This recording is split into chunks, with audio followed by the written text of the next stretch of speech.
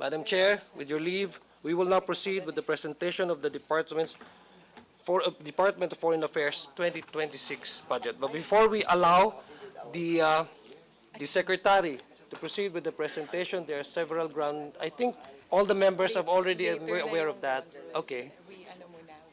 We present the Secretary. Yeah, okay. Okay, so,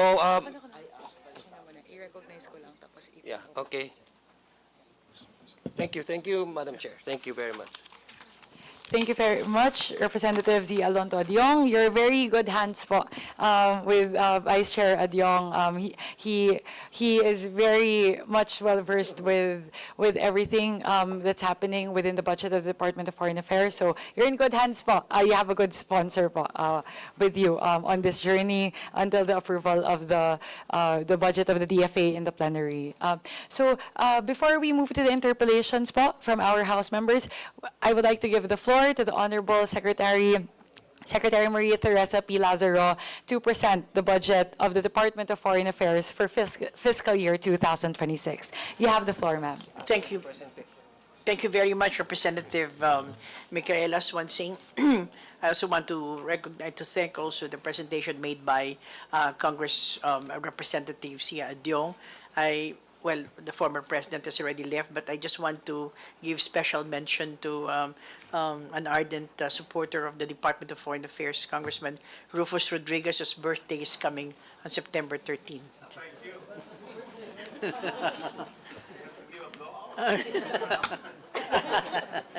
So again, thank you very much to the honorable members of this Committee on Appropriations. It will be very brief, but just to start with, first slide. 3 years ago, President Ferdinand Marcos gave clear and unequivocal mandate to the Department of Foreign Affairs and the Philippine Foreign Service to stand firm in our independent foreign policy with the national interest as a primordial guide.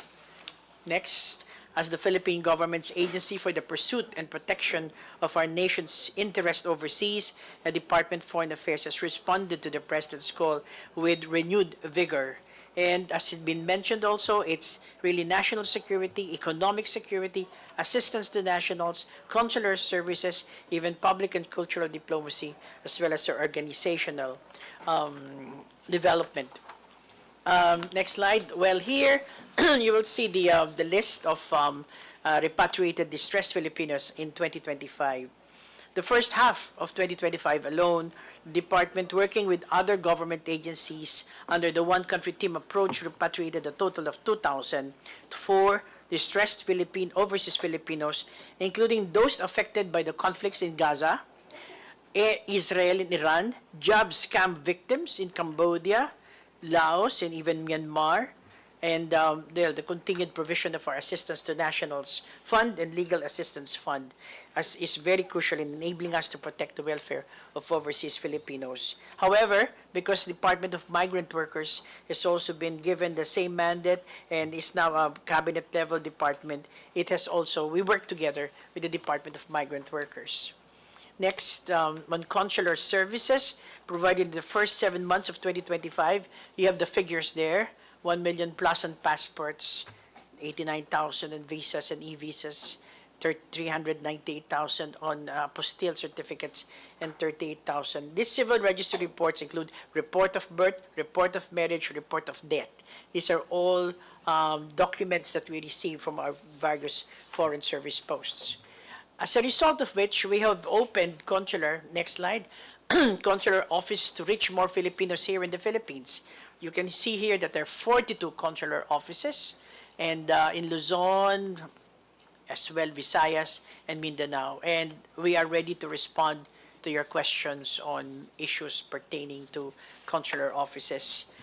Next slide, we have also, on bilateral engagements, these are all the countries that the President has been making meetings, discussions, visits, and the other line is, of course, the ministerial and senior officials that we have been conducting. Actually, this is not limited to this number, and there actually are more. But we just want to inform the many countries that we've been active actively having these political consultations, among others. Next slide. We are also mandated, excuse me, in 2024 to open new foreign service posts. And these are in Bogota, Colombia, opened already, Bucharest, Romania, open, Dublin, Ireland, as well as Helsinki, Finland. To be established in 2025, I think we have already landing teams that are going there, is Philippine Embassy in Suva, Fiji. Why Fiji? It is more or less in the center of the Pacific Islands, and we need them on various issues because we both having problems with climate change, among others, and the solidarity that we get from them. There's now a Philippine Consulate General in Busan, which is deep south of from Seoul in the north, and Consulate General in Ho Chi Minh, Vietnam. Why? Because this is the business center of Vietnam, Ho Chi Minh. And the next one is Consulate General in Seattle. I think this has been opened before, where it was closed, and they were reopening it again because there's a good number of Filipinos in this area. Now, there are two more most important events that is happening next year. The first one is the chairship, the ASEAN chairship of the Philippines, and this will be next year.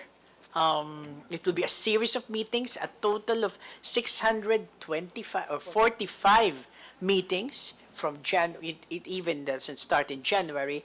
It will start actually in November until the end of the year. This year it's Kuala Lumpur in Malaysia. Therefore, the last summit meeting will be held in October in Malaysia, and then everything happens in the Philippines.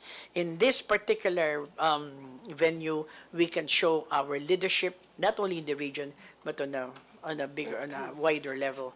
Next, also in the Philippines, in the United Nations, so there's one is ASEAN chairship, and the second one is in the United Nations. We are all, this year, rather next year, there will be elections in June whereby the Philippines is running for a non-permanent member of the United Nations Security Council.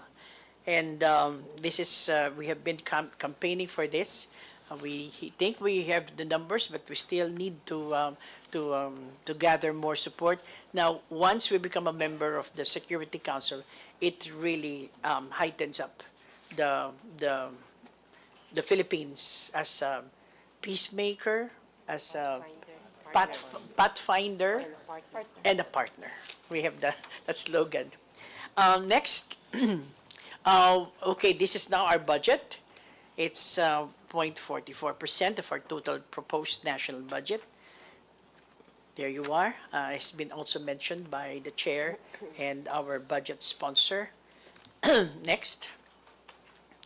I think I have mentioned this already, what the security candidature, and that is for 2027 to 2028. Next. Well, the West Philippine Sea, this has been something that has been discussed many years, for several years, but I can tell you that Department of Foreign Affairs is very steadfast in upholding our interests in the West Philippine Sea. With the South China Sea, we have always two anchors. It's the 1982 UNCLOS and the Arbitral Award of 2016. What we're doing is a little bit different from how the security agencies do it, but we're all in collaboration with each other per the mandate given by the President to us. Next, DFA Budgetary Trusts and Strategic Direction. It's there. And if I can go to the next slide. Just want to inform you that there will be a next generation Philippine passport. I think this is important. It is, and we thank, I think, Congress for making the passport 10 years. So this was really a big benefit to our people, particularly our OFWs. But here we're coming up with a redesigned, Philippine passport. Finally, I just want to inform you that we are also going for 2026, 3 more foreign service posts. Accra, Ghana. Ghana, I think, is one of the countries in Africa that's very steady And I think we may not have the good number of Filipinos there, but the economic opportunities and its leadership in Africa is very important. Of course, Philippine Embassy in Astana, Kazakhstan, we don't have a presence in any of the Central Asian republics, and Kazakhstan is probably the most open and, how do you say, is progressive among the Central Asian republics. And Miami, why do we have a consulate in Miami? We are looking also at the our Filipinos there, particularly the Caribbean. We have so many Filipinos working in the Caribbean, and the distance right now it's Washington that takes care of it, and now we're really going near our constituency to assist them in their consular needs. Thank you very much, Mr. Chair. Thank you. Thank you, Secretary. You deserve an applause. Thank you, Secretary, for the thorough presentation. Before we proceed with the actual interpellation and deliberation of this committee budget briefing, just a few reminders in the ground rules that I'd like to, again, the members be appraised of. So the committee, of course, would like to invite the members questions, particularly on the utilization of the previous budget and the proposed allocation for the fiscal year 2026 of the Department of Foreign Affairs. As part of the House's commitment to greater transparency in the budget process and in line with the current leadership's initiatives in the Committee on Appropriations to foster a more participatory budget process, we shall read the questions submitted by the civil society organizations after all members of this committee have propounded their questions to the agency concerned. The Honorable Secretary Maria Teresa Lazaro and her team are requested to provide the necessary clarifications and to respond directly to the questions being asked. And the public following this proceeding are fully informed of the anticipated impact of the proposed budget of the DFA, so that we also would like to, if the Secretary would like to, again, would like the chairman to recognize any of her undersecretaries or assistant secretaries to respond to a particular question, she may do so. We also would like to remind our colleagues present that each member is allotted 5 minutes for questioning for the interpellation, excluding, of course, the responses of the resource persons or our guests. So when you hear this first bell, I'm sure you're all familiar with the sound. Can you please play the sound? Yeah.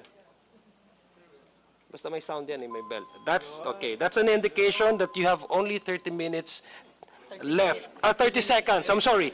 That's for Kong Rufus Rodriguez. You only have 30 seconds left, and then you have to wrap up your questions. And if you hear this sound again, parang doorbell, no? That means that your time is up. So, in accordance with the long-standing and the respected tradition of this House to accord preferential treatment to the minority, we prefer to allow first the minority members to ask questions, and then followed by the majority, and then the independent members of this House in an alternating manner. So, Congressman Deputy Minority Leader Tino is present. Is he here? Okay, so since no member from the minority bloc is present, so we directly go to Representative of Cagayan de Oro, Vice Chairman Rufus Rodriguez. You have 30 minutes or unlimited time to ask your question, sir. No exception. Thank you very much, Mr. Chairman, but we're limited to 5 minutes. Secretary, good afternoon, and all the undersecretaries and ASECs and all the officialdom of the Department of Foreign Affairs, and also some agencies that are attached to the DFA. And now, thank you for announcing my birthday, so everybody will now know, and I have to be ready with my blowouts, okay? But anyway, certainly I am here, as usual, to support, of course, the Department of Foreign Affairs. And I'm very glad to hear that we are extending so much in services, our consular, apostille, on all the other functions, especially with our embassies and consulates abroad doing so much work excellently. And so I'm also very happy to hear that certainly the Department of Foreign Affairs would certainly really fight for the 1982 UNCLOS provision favoring the Philippines, and of course, the July 2016 decision of the Arbitral Tribunal in Den Haag.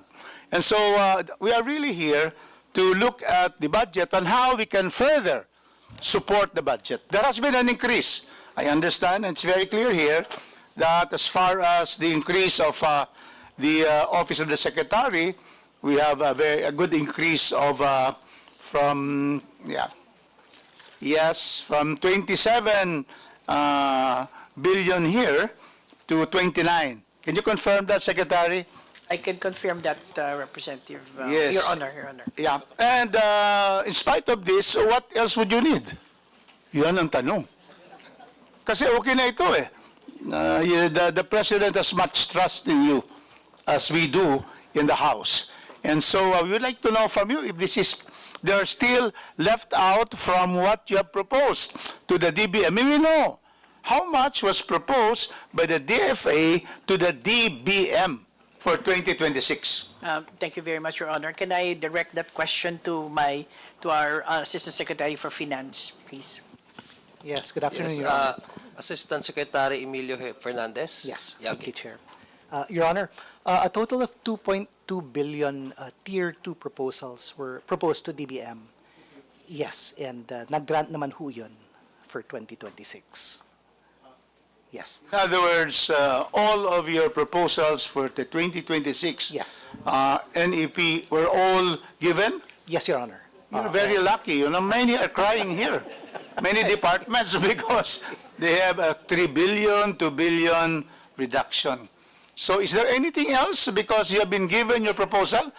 Again, the trust of the President to Secretary Tesla Lazaro, who has been doing a very good job as ambassador, as USEC, and so forth. So, or there's nothing else that is needed by our secretary, except of course the opening of the consulate in Bukidnon, my neighbor. You know, Bukidnon is so huge, and there is no consulate office. They have to come to Cagayan de Oro. Although we like it because they spend there, but because my neighbor, Congresswoman Laarni Roque, I think Bukidnon deserves. Will that be open in this coming year, 2026? Again, thank you, Your Honor. This can be responded by Undersecretary De Vega. Yusek De Vega, please. Thank you, Mr. Chair. Thank you, Honorable Rodriguez. We'd like to assure Honorable Congresswoman Roque that we will work on the proposed opening of Bukidnon. Of course, we will go through the process of preparing for this and also coordinating with the Department of Budget and Management because we also do need their approval for the opening of our proposed consular offices. Thank you, Mr. Chairman. Thank you. sir. And another one, there's also no consular office in the entire Zamboanga del Norte of Congressman Adrian Amatong in Liloy. Can we also have a response on that? Again, I direct it to Undersecretary De Vega. Mr. Chairman and Congressman Roque and Congressman Rufus and Congressman Amatong, the Liloy CO proposal is also in the list for submission. Po. Thank you. Yes, for 2026, that there will be an opening? Because we're talking about Mindanao here. And so we always, work for that island paradise of Mindanao, but the land always a promise.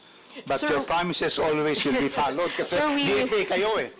Po. Sir, we will work with the DBM on this because the final approval, of course, will come from them also on the opening. Cong Rufus, in line with your questioning, I had a separate press briefing yesterday, and I learned there's an additional 5 million that was supposed to be included in the NEP, because Cong Rufus is asking you how much exactly do you need, and you said everything is in there. May I confirm? No, 5 million. Isn't it supposed to be a 5 million? Kasi we have to take this opportunity, you know. I mean, Congressman Rufus is asking you, how much do you exactly need? How much did you request DBM for you to be able to, work on as a budget, as operation for your operational budget for fiscal year 2026? And you said everything is in there now. But I heard during yesterday's presentation there was a 5 million. If I'm correct? Yes. Yeah. Yes, Mr. Chair. There is a request from one of our attached agencies, the Foreign Service Institute, Okay. for the provision of additional funding for their HMO, for their employees, in the amount of 5.6 million. And this was included in the National Expenditure Program for this year, for the current year, but not included for next year. So the Director General of the Foreign Service Institute is requesting. He is also present here today at the hearing, Director General Fernandez, and may be able to provide more with the details. indulgence, with the indulgence of Vice Chairman Rufus Rodriguez, would you like Director General to respond to that question? Since Thank you very it's much, actually Mr. your Chair. question that we also would like to know. How much can you confirm? Is it in the budget that we are actually have right for 2025? It's already there in the GAA, but in 2026 NEP, it's not there, no? Tama ba? Yes, good afternoon, Chair. Good afternoon to honorable members of the committee. I would like to confirm that it is part of our budget for 2025, but it was excluded for the NEP for 2026. Hence, I request that it be included as well to sustain the HMO coverage of the personnel of the Foreign Service Institute. Thank you, sir. Thank you. Yeah, Vice Chairman Rufus Mr. Chairman, I Rodriguez, really admire our debonair chairman for remembering.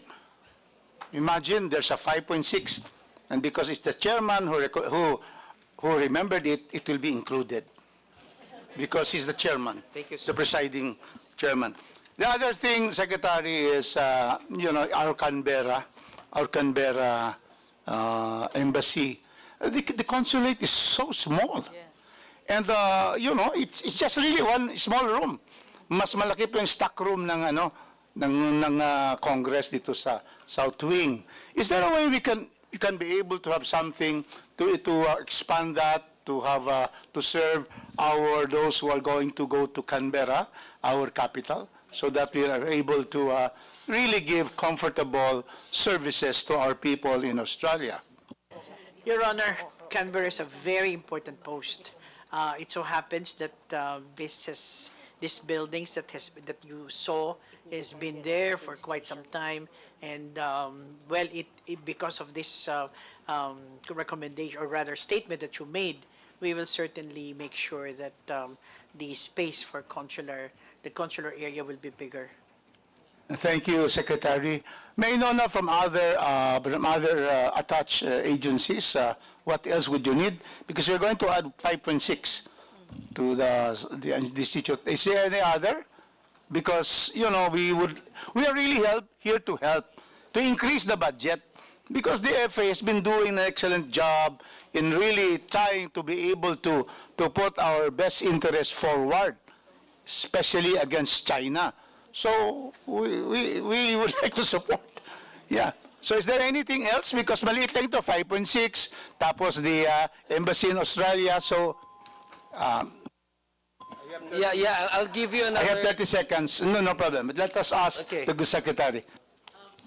What you have, the statement that you have made, Your Honor, is really of value. But if you ask now, what is really the need vis-a-vis the country that you mentioned? Actually, we need to strengthen our cybersecurity. I think that is a very important aspect, and it's just that I think we are also looking at, my colleagues are talking about stopgap measures and all that stuff, but we are zeroing in on that as part of the security that we have to maintain because of many other factors. Thank you, Mr. Chair. So in terms of budget, how much would you need to really be able to have a very good cybersecurity for our country? Mr. Your Honor, can I call my colleague in charge of OWAMS? What is OWAMS? Asset Management. Yes, ASEC Hilado. Yes. Thank you very much, Mr. Chair, Your Honors. Sir, we do have allocation from, as approved by the DICT for our ISSP. We do have budget for cybersecurity, I think in the range of around 350 million. It is distributed in various projects. But now we are also in the process of assessing in terms of capacity of how much we can absorb if we need extra. What our focus now is on secure communications, securing our, refreshing our infrastructure in terms of our IT and internet, as well as our email service.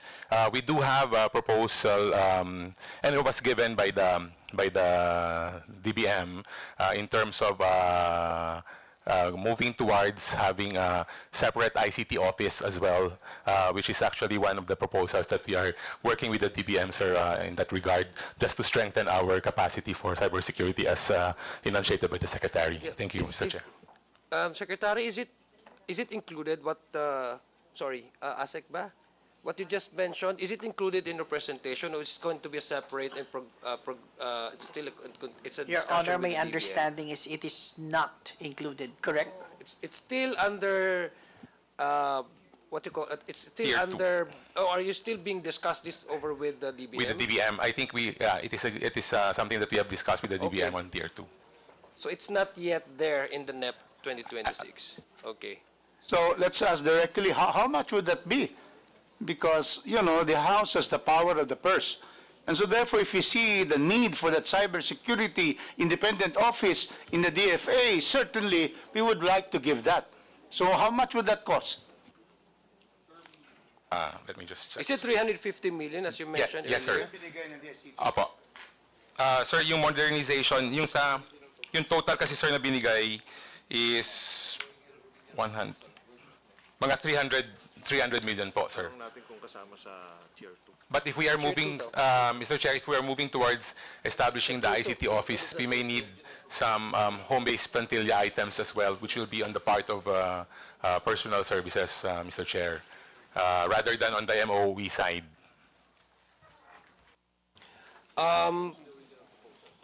If no members here would like to complain about extending your time, maybe I can give another 1 minute for Kong Rufus Rodriguez to exhaust this discussion, because this is very important.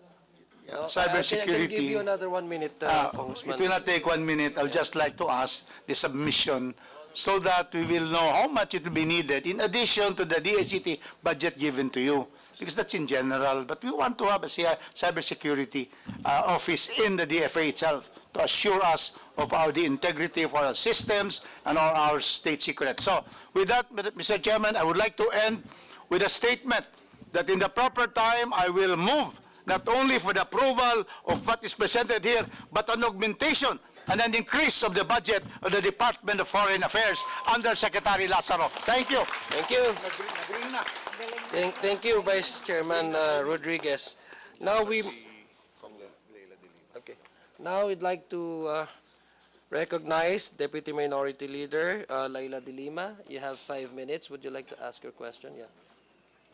Thank You you, have Your your 5 Honor. minutes, ma'am. Thank you. I beg your indulgence. I understand earlier my name was called already. I was in another committee, the Infracom hearing.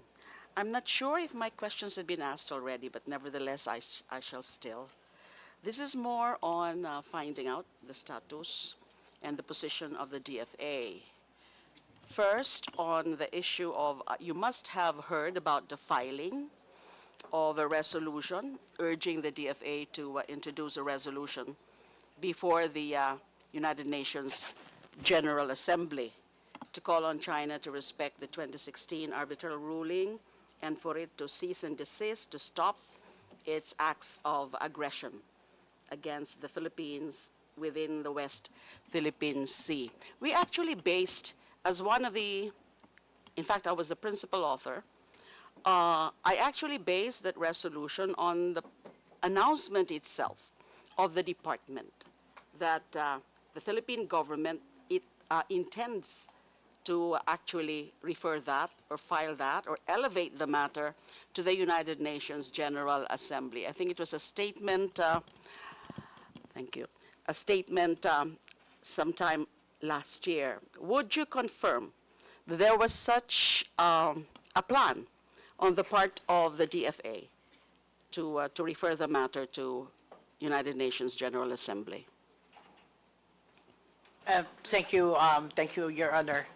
To respond to your question, I just want to inform you that the Department of Foreign Affairs is looking at a strategic, deliberate, and calibrated approach.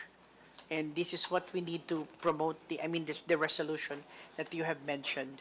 The UNGA will be meeting this, at the start of the United Nations General Assembly this September.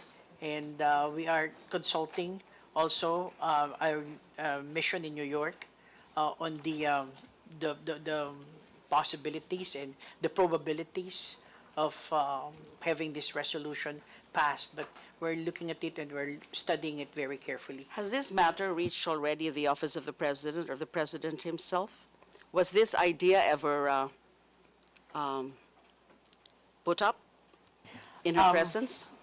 In his presence, I'm sorry. Go ahead. Your Honor, I am not very sure about it, but there has been, on our part, Department of Foreign Affairs, there has been no discussion yet on this matter. I understand perfectly about the considerations of strategic, whether it's strategic, whether it would be what? I don't think there's any issue on this move being beneficial to our country, but it's about the strategic considerations. But in light of the successive recent actions of aggression on the part of China, would it be the best, or among the best moves to be made in order to prevent escalation of the tension, precisely to seek now the help of the international community? Is that not good enough a reason that may outweigh any strategic considerations? Your Honor, there is that possibility. It may. However, at the present time, we are having a bilateral mechanism that is so far being effective. The transparency initiative of the military is something that is also deterring certain situation. But in the United Nations, being very frank and candid, Your Honor, the focus of the Department of Foreign Affairs now is to gather more, support because of our UN Security Council candidature.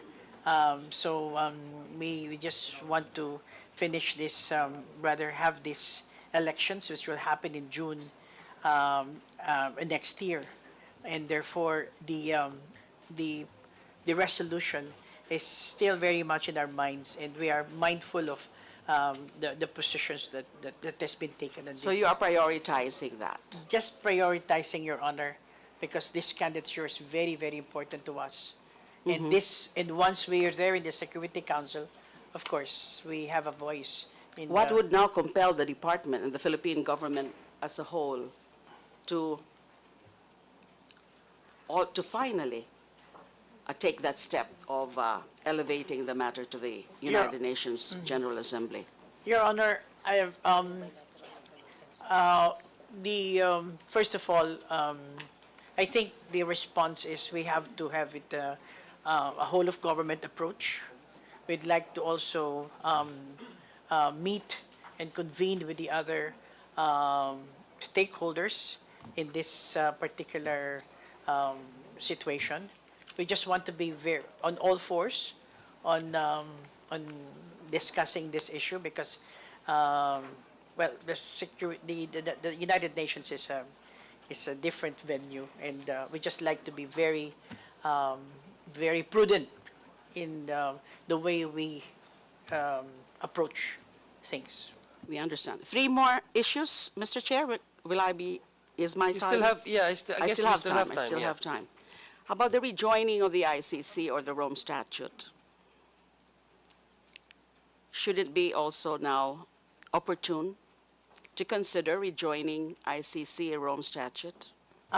Your Honor, again, the truth is this is something within the purview of a different government agency, particularly the DOJ.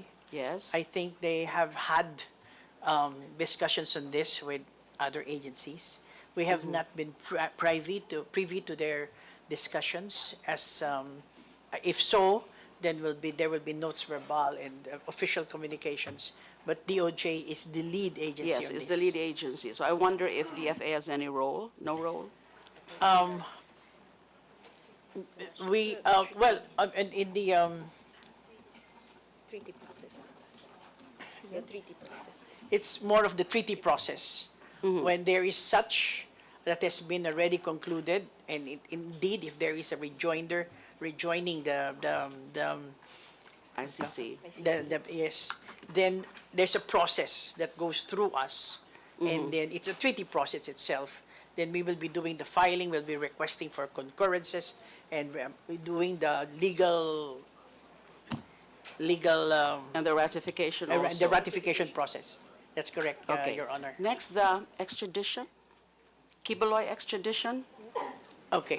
Is it true that the DFA has not received any That's correct, official Your Honor. request yet from the We have U.S. not- government, in spite of the announcement of the ambassador to the U.S., Philippine ambassador to the U.S., Romualdez? If you recall the statement of Ambassador Romualdez, he said that it was given to the Department of Justice, not Department of Foreign Affairs. And I confirm that that we have not received anything formally from the U.S. Embassy. If so, if we receive anything, that again goes to the agency concerned, and that's the Department of Justice. It's not the first time that we are having extradition. There have been extradition cases already. So is that the proper procedure, that it goes direct to the DOJ instead of coursing through DFA? I'm not very sure of that, Your Honor, but the process is a note verbal, which is the diplomatic communication, goes to the Department of Foreign Affairs, whatever is stated in that, and then we give to Department of Justice, depending on the decision or of the outcome of how Department of Justice will decide. It goes back to us, the Department of Foreign Affairs, and then we will send that to the U.S. Embassy. So at the moment, no request yet, official request None, from the Your U.S. government, let's say through the None, Your State Honor, whatsoever. Department. Okay, one last point on the, are there already DFA help desks in various embassies and consulates, especially in those areas where there are quite a number of complaints of abuses of our OFWs? DFA help desk, let's say human rights desk. Just an initial reaction to that, Your Honor, because the Department of Migrant Workers has taken over some of Okay. the issues when it regards to OFWs. However, for Foreign Affairs, we are in charge of students, tourists, spouses. Like what happened in the in the New York bus crash. That those were tourists. That's under us. That's But yes, DFA. but when it comes to OFWs, migrant workers, is now yes, DMW. it's with them. No coordination whatsoever Oh, with DFA. it's there's always a coordination, and we still adhere to the one country Because they will team course approach. through the embassies, they will course through the Yes. consulates. They do. Right. And then we give it to the Department of Migrant Workers. But, Your Honor, just wanted to add that the DMW has still very limited MWOs, migrant workers offices. For those who do not have MWOs or migrant workers offices, it goes to the Department of Foreign Affairs, and we take like the issues in Laos and Myanmar where there's a lot of scams happening. Yeah. We are the ones who extract It's Foreign Affairs. Thank you for all those information, Madam Secretary. Thank you, Mr. Chair. That's all I have. Thank you. Thank you, Congresswoman De Lima. Before we proceed to the next interpellator, I'd just like to acknowledge the arrival of the following members: Honorable Paulo Marcoleta, Honorable Munir Arbison, Honorable Maria Isabel Sagarbaria, Honorable Kenneth Gatchalian, Honorable Antonio Tino, Honorable Marco Huangco. Thank you, sir, for joining. Thank you, sirs and ma'ams, for joining us in this committee deliberation. So we proceed with the next interpellator, Representative Adrian Amatong. Yes, sir, you have 5 minutes. Good afternoon po sa entire DFA family. Ma'am, natanong na po ni ni Kong Rufus kanina. So, i-clarify ko lang, hintayin ko lang po yung official communication. Pero more or less okay na po yun na po. Kasi I believe na delay lang yung ibang information tapos na-submit na namin last week or the week before that. So, yun lang po, wala na ko ibang tanong. Certainly coordinate. Thank you, Your Honor. Are you done? Okay, thank you. Thank you for that very brief question. Yeah, so we proceed with the next interpellator, Deputy Minority Leader Antonio Tino. Sir, you have 5 minutes. Thank you, Mr. Chair. Good afternoon po sa DFA. Una po, ilang mga questions sa budget ng DFA. Sa inyong may mga nakita kaming notable increases. One, MOE, other MOE subscription expenses from 185 million in 2025 magiging 767 million 2026. 313% increase. Pwede po ma-explain lang ano po yung subscription expenses na ito? Thank you, Your Honor. Can I give that to our Assistant Secretary for Fiscal, Fernandez, please? Asek Fernandez, please respond. Thank you. As additional information sa guidelines ng DBM, subscription expenses cover the cost of subscription to library and other reading materials. You do a lot of reading. Yes, thank you, Your Honor. Chair, if I may. This pertains to our OCA, Office of Consular Affairs, their subscription to certain software services. Yes. May we know the nature of these software expenses? Actually, parang nakikita na po nating trend to across all government agencies. The other day, I raised a similar question with the Civil Service Commission. Kasi doon from several 100,000, naging 600 million or something ang kanilang subscription expenses. Okay? Your Ano Honor, po yung software na ito? Your Honor, Undersecretary De Vega will respond to that. Hi, Tess. Hello, Congressman. Thank you very much for your question, and thank you, Madam Secretary and Mr. Chairman.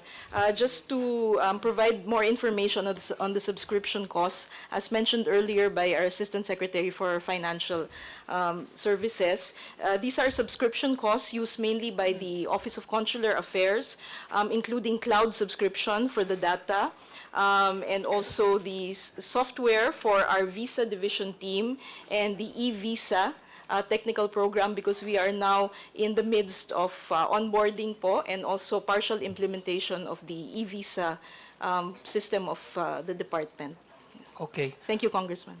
So, mukha po, Mr. Chair, na the general move towards so-called e-government entails a lot of new funding for, among others, cloud services, software services, and so on. So, syempre, kailangan palaging mapagbantay din tayo sa mga ganyang kontrata, no?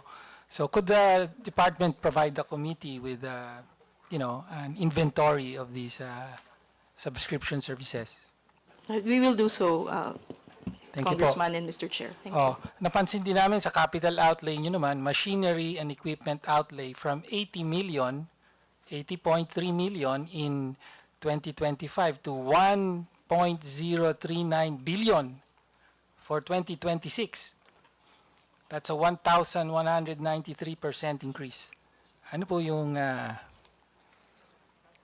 equipment na ito? Machinery and equipment kasi, hindi siya capital outlay na infra. Your Honor, our Assistant Secretary for Asset Asset Management will respond. Thank you, Mr. Chair. I think this includes our retrofitting allocation. Parang di kayo sigurado, sir. Sir, ipacheck ko lang po, sir, kasi I think the machinery and equipment includes our capital outlay for the retrofitting project po of the DFA. What is the retrofitting? What are you retrofitting? Sir, we're retrofitting our old headquarters on Ross Boulevard, and we are implementing this as a 3-year project for the retrofit of the DFA, the old DFA building in Okay, but Ross. why is it under machinery and equipment? 1 billion. Anong machinery and equipment ba to?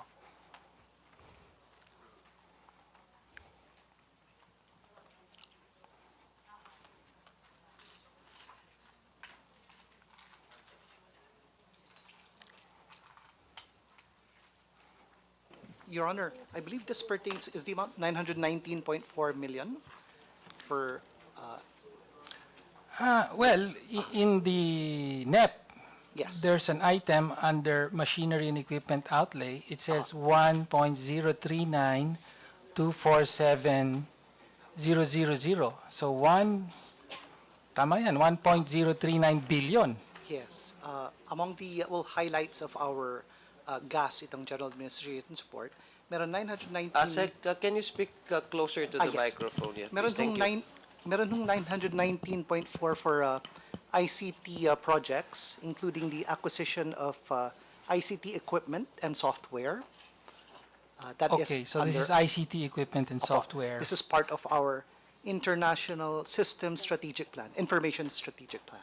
Okay. Yes. So, again, meron na bang mga mga may contract, rundown ho yan. o tsaka may contractor na, ganon? No, wala pa. O bago pa lang, ibibid pa lang? Yes, these were mga DICT approved projects. Okay. Aha. So, pahingi na lang po ng Yes. detalye. Yes. Okay, thank you.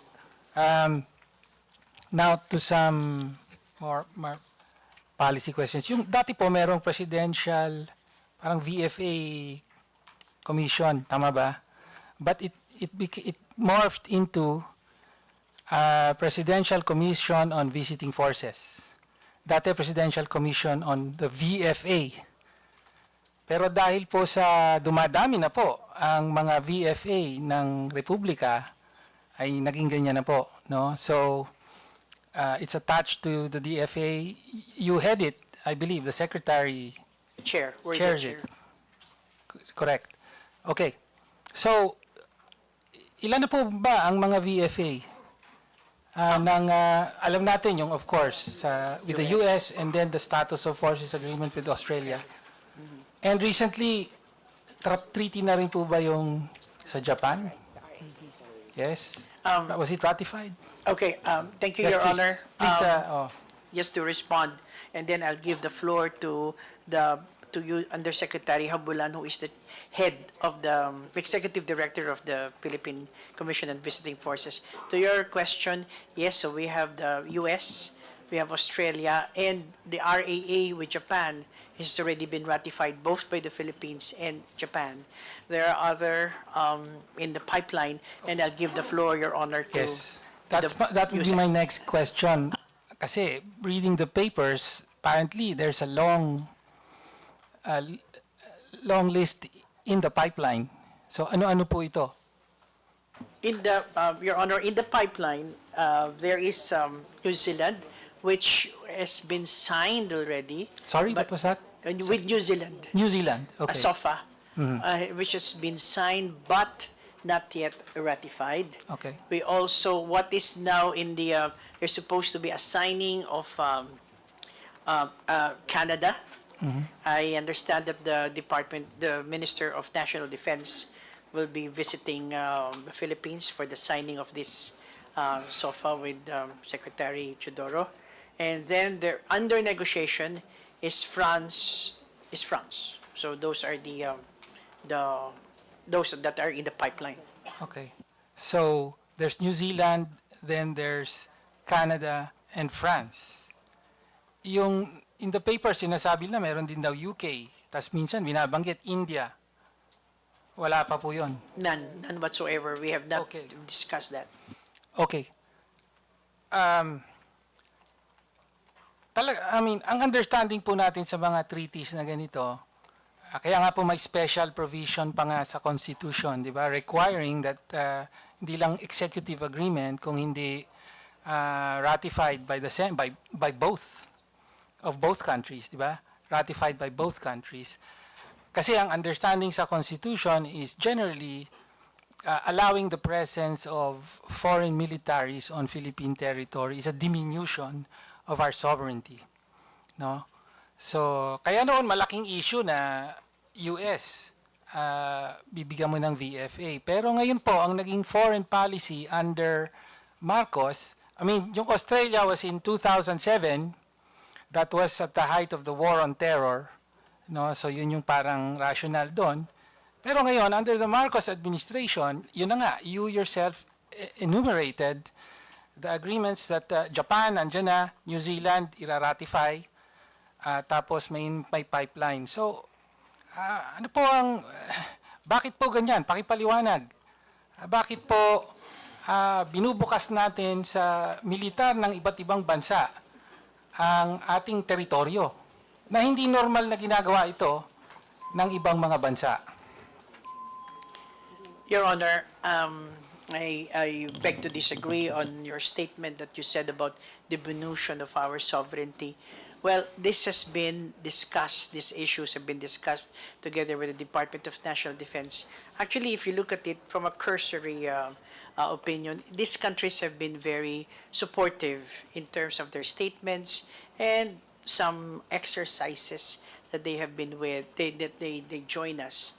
It all started with HADR issues, meaning humanitarian assistance and disaster relief. And so it has evolved.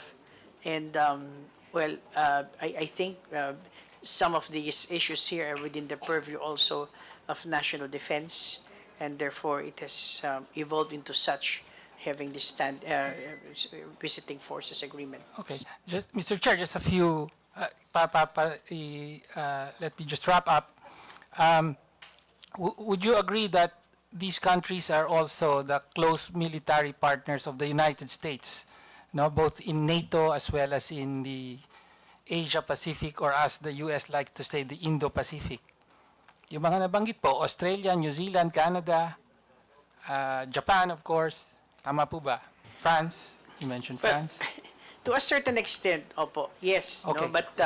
But I still have to emphasize that they have their own remit. I mean, Okay. these countries have their own contributions to our defense policies.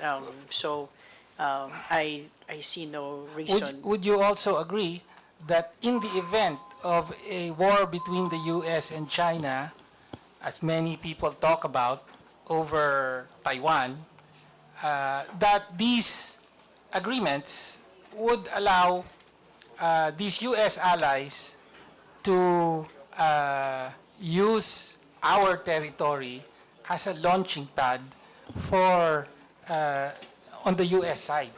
Kasama na tayo, in other words, no? So ito mga bansa na ito rin naman yung kanilang so-called coalition of the willing. Every time nang gegera ang US o may gera ang US, sila rin naman ang mga kakampi, hindi po ba? So would these agreements do these agreements provide the legal framework that would allow that?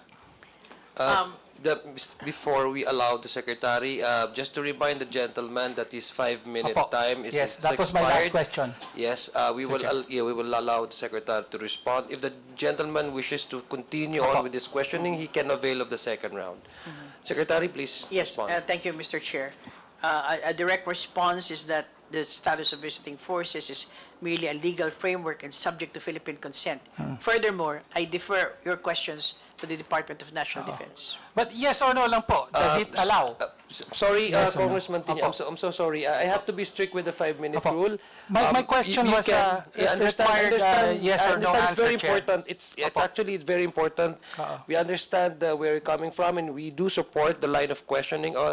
But we have to strict with Yes. the Yes, Chair. with the rules of this committee that every member would be given 5 minutes time. So you can actually Thank you, Chair. continue with the question later on. Anyway, it won't take long kasi there are just few members who wish to ask. You can avail of the second round. Thank you, Congressman Tinya, for your understanding. Next is we proceed with Representative Mark Coanco. Thank you, sir. You may proceed. You have 5 minutes. Thank you, Mr. Chairman. First of all, I'd like to comment on finding out that Ghana and Kazakhstan, we are opening relations there. Ghana is pursuing nuclear power aggressively. So Kazakhstan is one of the world's big suppliers of uranium. And so if the Philippines would go nuclear, then Kazakhstan would be a supplier country. And we need to have an intergovernmental agreement with them on this matter. Madam Secretary, I messaged you a few days ago, a week ago, regarding 5 conventions which still need ratification by the Senate. These are the CSC, signed in March 10, 1998, the CNS, signed in October 14, 1994, the JC, signed in March 10, 1998, the 97 Vienna Convention, signed in March 10, 1998, and the Joint Protocol, signed in September 21, 1988. Madam, Mr. Chairman, Madam Secretary, that these conventions are not yet ratified, does it reflect poorly on the Philippines as an international partner, being that our presidents, past presidents, put their signature on these agreements? Thank you very much, Your Honor. I recall the text that you gave me on this matter. I was just not able to respond immediately as I have to research also with other colleagues. My understanding, Your Honor, is that these instruments of ratification are already signed, as you have mentioned. But the Office of the President has transmitted these conventions for the Senate consideration and concurrence. During the 19th 19th Congress. That's right. Yes. So it needs to be retransmitted. As discussed with the Committee on Foreign Relations in the Senate, it has to go back again to us, send it again to the same process, bring it to the Office of the President, and I beg to disagree, Mr. Chairman. Yesterday, I had a meeting with the DENR Secretary Lotilla, who was our former DOE Secretary, and he asked for my help regarding this certification, this COCs. And he said that there should be no need to execute a new COC even if there's a new secretary appointed, as long as it's the same administration, the Marcos administration. So I hope we do not allow bureaucrats to restart this and jeopardize our opportunities because we have not ratified these conventions. Madam Secretary, I have called the ODESCA, and I have also messaged Executive Secretary, the Executive Secretary, and please follow up with them. And when we finally get this, a letter requesting this from the Senate, could you do me a favor, a personal favor, and write a letter to each senator appealing for the ratification of these conventions, these 5 very important conventions to the country, Madam. Yeah. So yes, I have to ask one more question before I go, Mr. Chairman. Madam Secretary, maybe who would want to answer here, strategically, because of our current geopolitical situation, is there no advantage to the Philippines recognizing Taiwan as an independent, self-determining, democratic country? Your Honor, to respond to your question, the Department of Foreign Affairs only adheres to the one China policy. To your question, if there is a possibility, this will be a decision of probably other government agencies and all the way up to the President. As long as the 1975 joint communique states that this is the situation, that the ROC, that the PROC will be taking over the functions, or rather that of the Republic of China, which is Taiwan. We adhere to it, we're the vanguard of it, and the one China policy. And we only recognize one legal government, which is the People's Republic of China. I made that statement because, and I asked the question, because if there will be conflict in the West Philippine Sea, Taiwan will be our ally.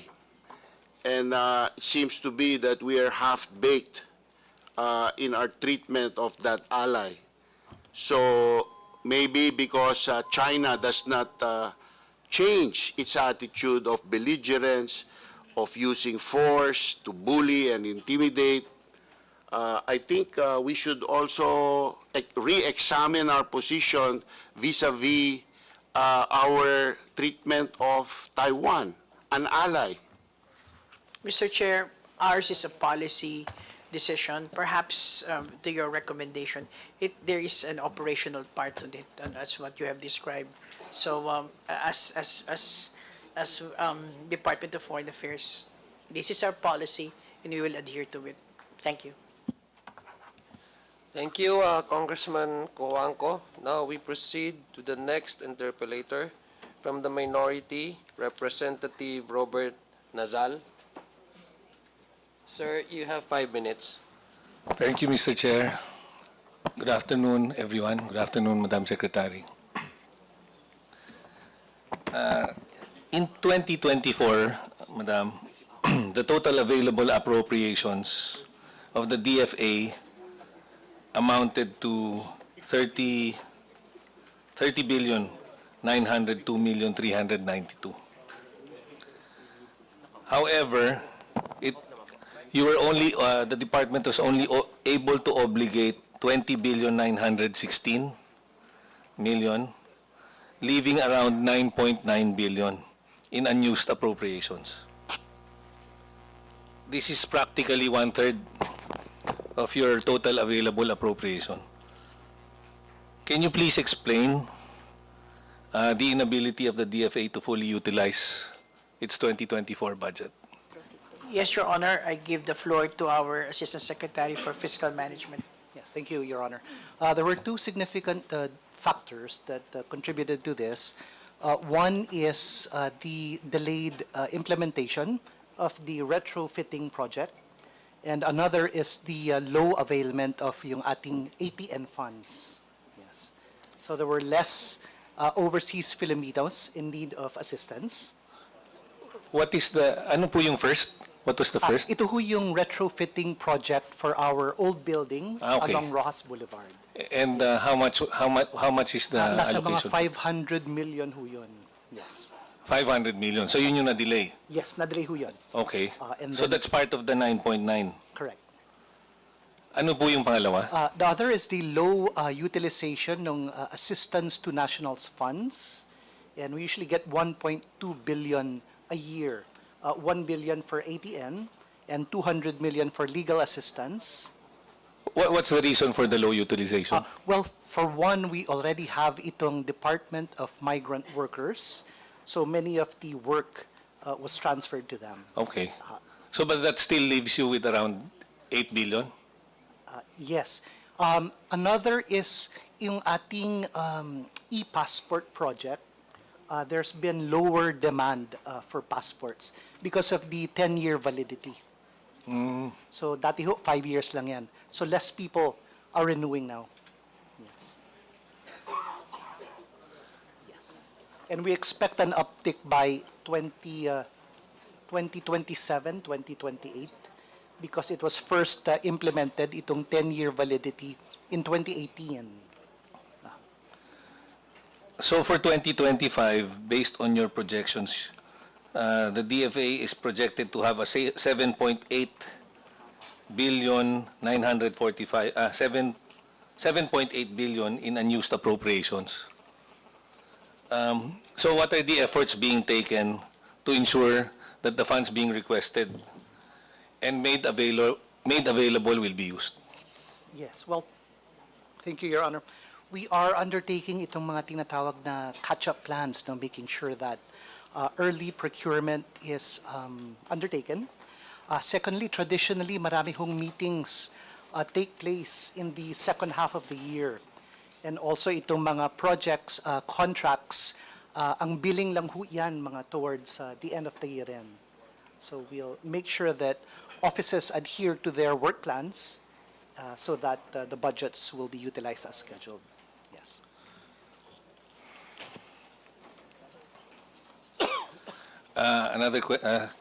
Next question. The DFA has an off-budget account generated from passport fees.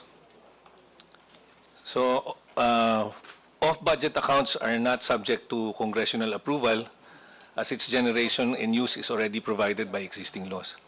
So, for purposes of transparency, please explain why the actual expenditures for 2024 is far greater than its revenues. The same is true for your projections for 2025 and 2026. So, at this rate, the DFA will use up all its off-budget account, which stands at 602 million as of December 31, 2024. Yes, Mr. Chair. Is that the intention, to use it all up? Yes, thank you, Your Honor. Itong off-budget accounts, ito ho yung passport revolving fund. So currently, we have about 600 million there. Yung collections nito, the income is derived from yung expedite fees from passport services. And much of it, yung expenses, is because of yung mga contractuals that we hire. So we foresee with the uptick again of passport applications by 2027, 2028, akyat na hulit yan. Yes. Okay.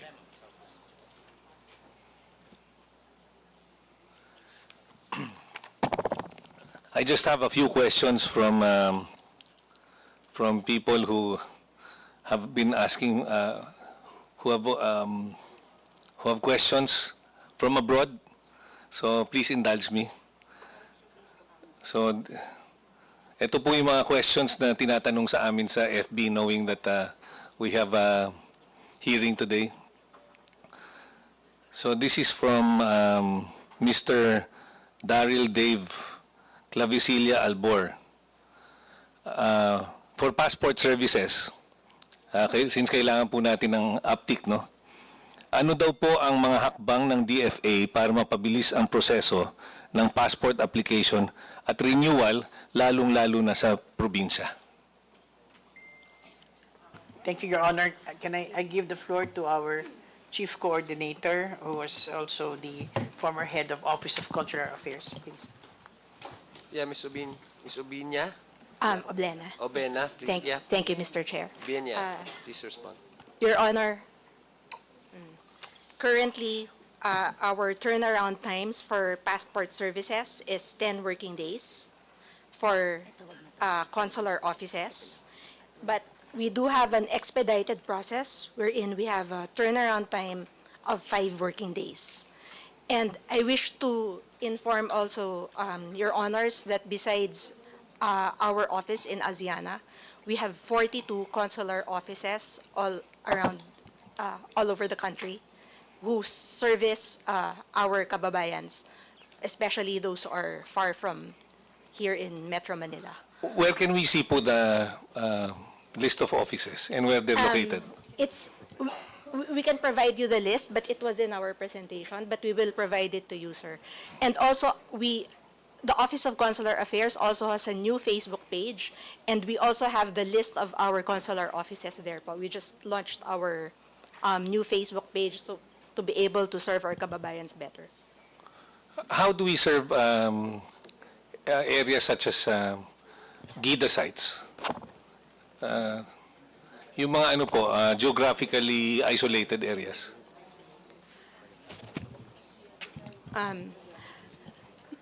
Sir, may I? Yes. Please. Yes. Sir, Your Honor, for those places wherein there are no consular offices within the city or within the province or within the town, we could provide passport on wheels services. But So we can do that. have guidelines for that, including there's a minimum of, we should be able to service 200 people per day because it does, there is a cost to our manpower because we do, our manpower are all concentrated in Asiana, and if we do passport on wheels, then we need to deploy them to these places. So it depends on the location, sir. Kung talagang malayo po sila sa CO or to the consular office, then we can schedule a passport on wheel service depending on the request from the LGU. Thank you, sir. Thank you. Next question. Yeah, please. You still have time. Thank you, thank you. So, for consular services, ito po, please indulge me. Online po ito. So, may plano po ba ang DFA na dagdagan ang bilang ng consular offices para mas mapalapit ang serbisyo sa mga mamamayan?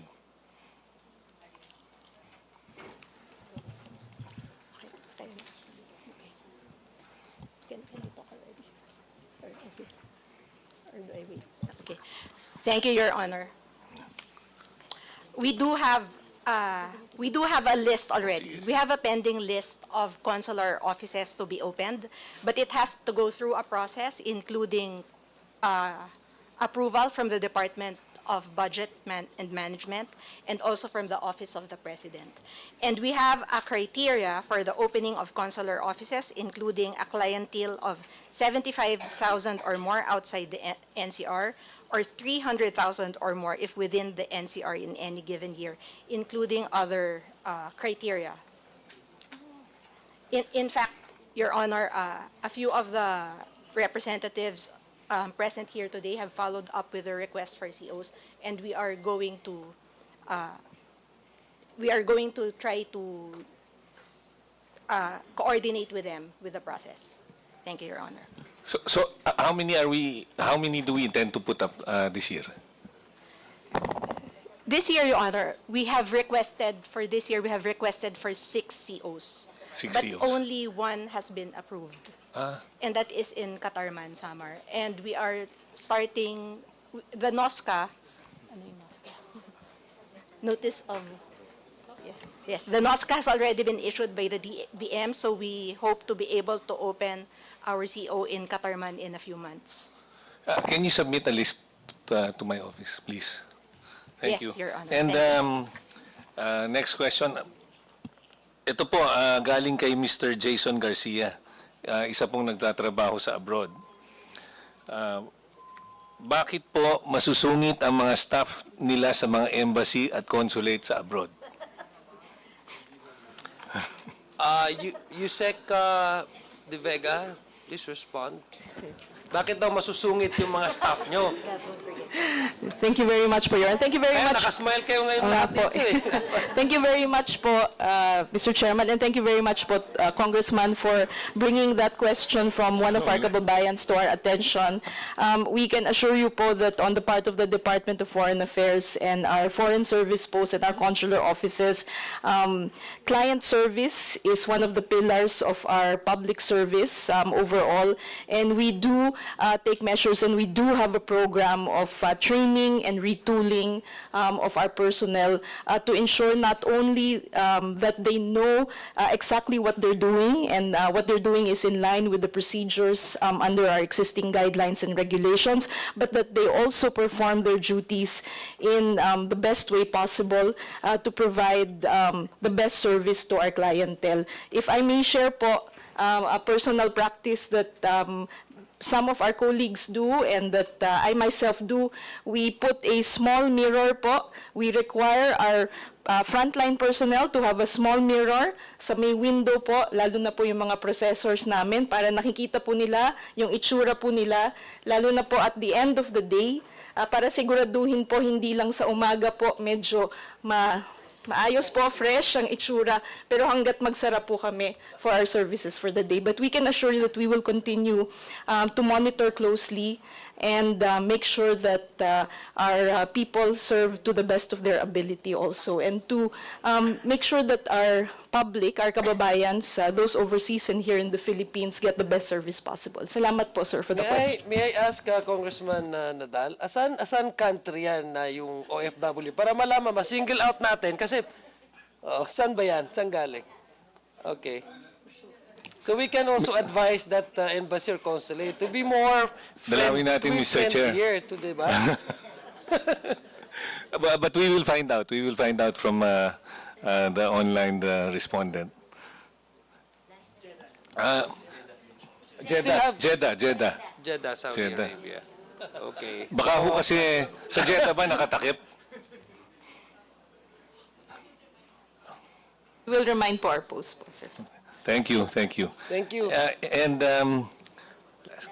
Yeah, you I still still have have 30 time? seconds. Yeah, please Okay. wrap up. Yeah. So, under Republic Act 11861, yung COs po, NJOs of all departments, lalo na yung for the solo parents, they're allowed a 7-day parental leave. So I just want to ask the Department of Foreign Affairs if this is being applied to your COs and JOs.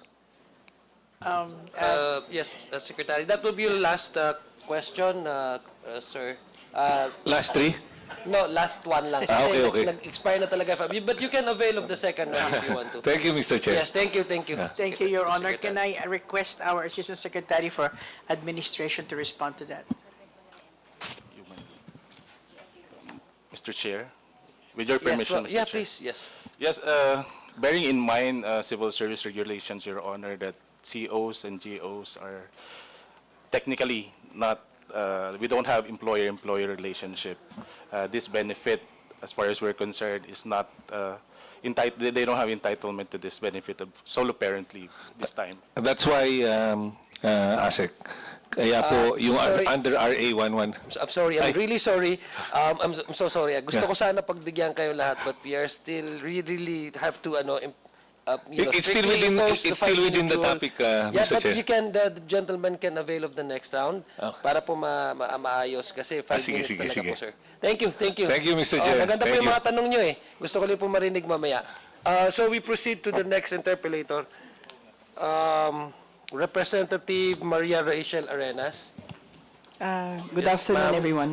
Yeah, 5 Mr. minutes, Chair, ma'am. I will not be directing any questions to the DFA at this time, as I have had the privilege of working closely with the department in the previous Congress. And I'm very pleased to continue this collaboration as the re-elected chairperson of the Committee on Foreign Affairs. Last Congress, we forged a strong and effective partnership with the DFA, resulting in several truly remarkable achievements, legislation that had been pending for decades. Among these, we've successfully passed the new Philippine Passport Act, the Philippine Maritime Zones Act, the Archipelagic Sea Lanes Act, the Loss and Damage Fund Board Act, and the DFA Retirement Benefits. These milestones reflect the power of sustained cooperation between the legislative and the executive. I also want to express our deep appreciation to the DFA for the unwavering support you provide us, particularly when we represent the country abroad. Your assistance with passports, the repatriation of our constituents, and the support you extend to our overseas Filipino workers in distress are invaluable. While some of these functions has been transferred to the Department of Migrant Workers, but whenever we call you, you consistently respond promptly whenever we raise urgent concerns, and this dedication does not go unnoticed and is deeply appreciated. As we move forward with today's budget discussions, I urge our colleagues to ensure that the DFA is equipped. I'm sure Congressman Rufus has already manifested that many times. With the resources, or if we can even give them more.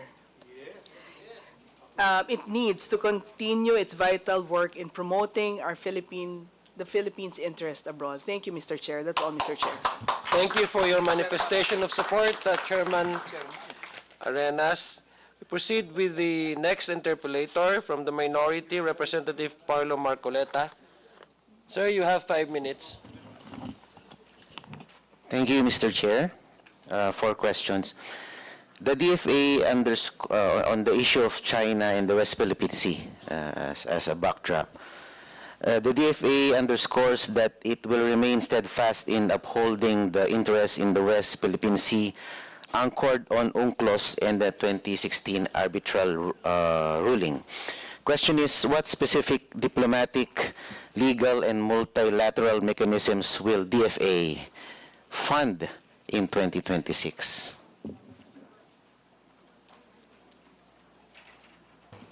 Thank you, Your Honor. Well, you have mentioned the different levels of support that and commitment that the Department of Foreign Affairs is giving in this issue of the West Philippine Sea. But your question is, what are those that we will fund? Actually, Your Honor, we have the International Commitment Fund, which actually is the fund that takes care of all issues. I mean, in the United Nations and other intergovernmental organizations. This has been a very important budgetary element of the Department of Foreign Affairs. Secondly, that's on the international level. On the regional level, there's ASEAN, and we have been an active member of ASEAN. And as I mentioned earlier, 2026 is the chairship of ASEAN. There will be a good number of activities. As I mentioned, 645 meetings, particularly on the political security aspect. We will be discussing a good myriad of issues on this, and of course on the bilateral. We continue our mechanisms that we have been executing, and actually we're just awaiting for the dates of the bilateral mechanism, BCM, bilateral consultation mechanism on the South China Sea with China. Thank you, Mr. Thank you, Madam Secretary. And Mr. Chair, since you mentioned the ASEAN chairship, how will the 193 million ASEAN chairship budget be leveraged to secure regional consensus on the South China Sea?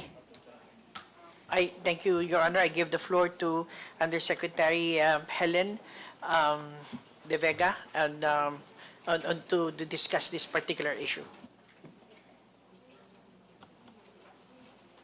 Yusek De La Vega, you recognize. Thank you, Madam Secretary, and thank you, Mr. Vice Chair.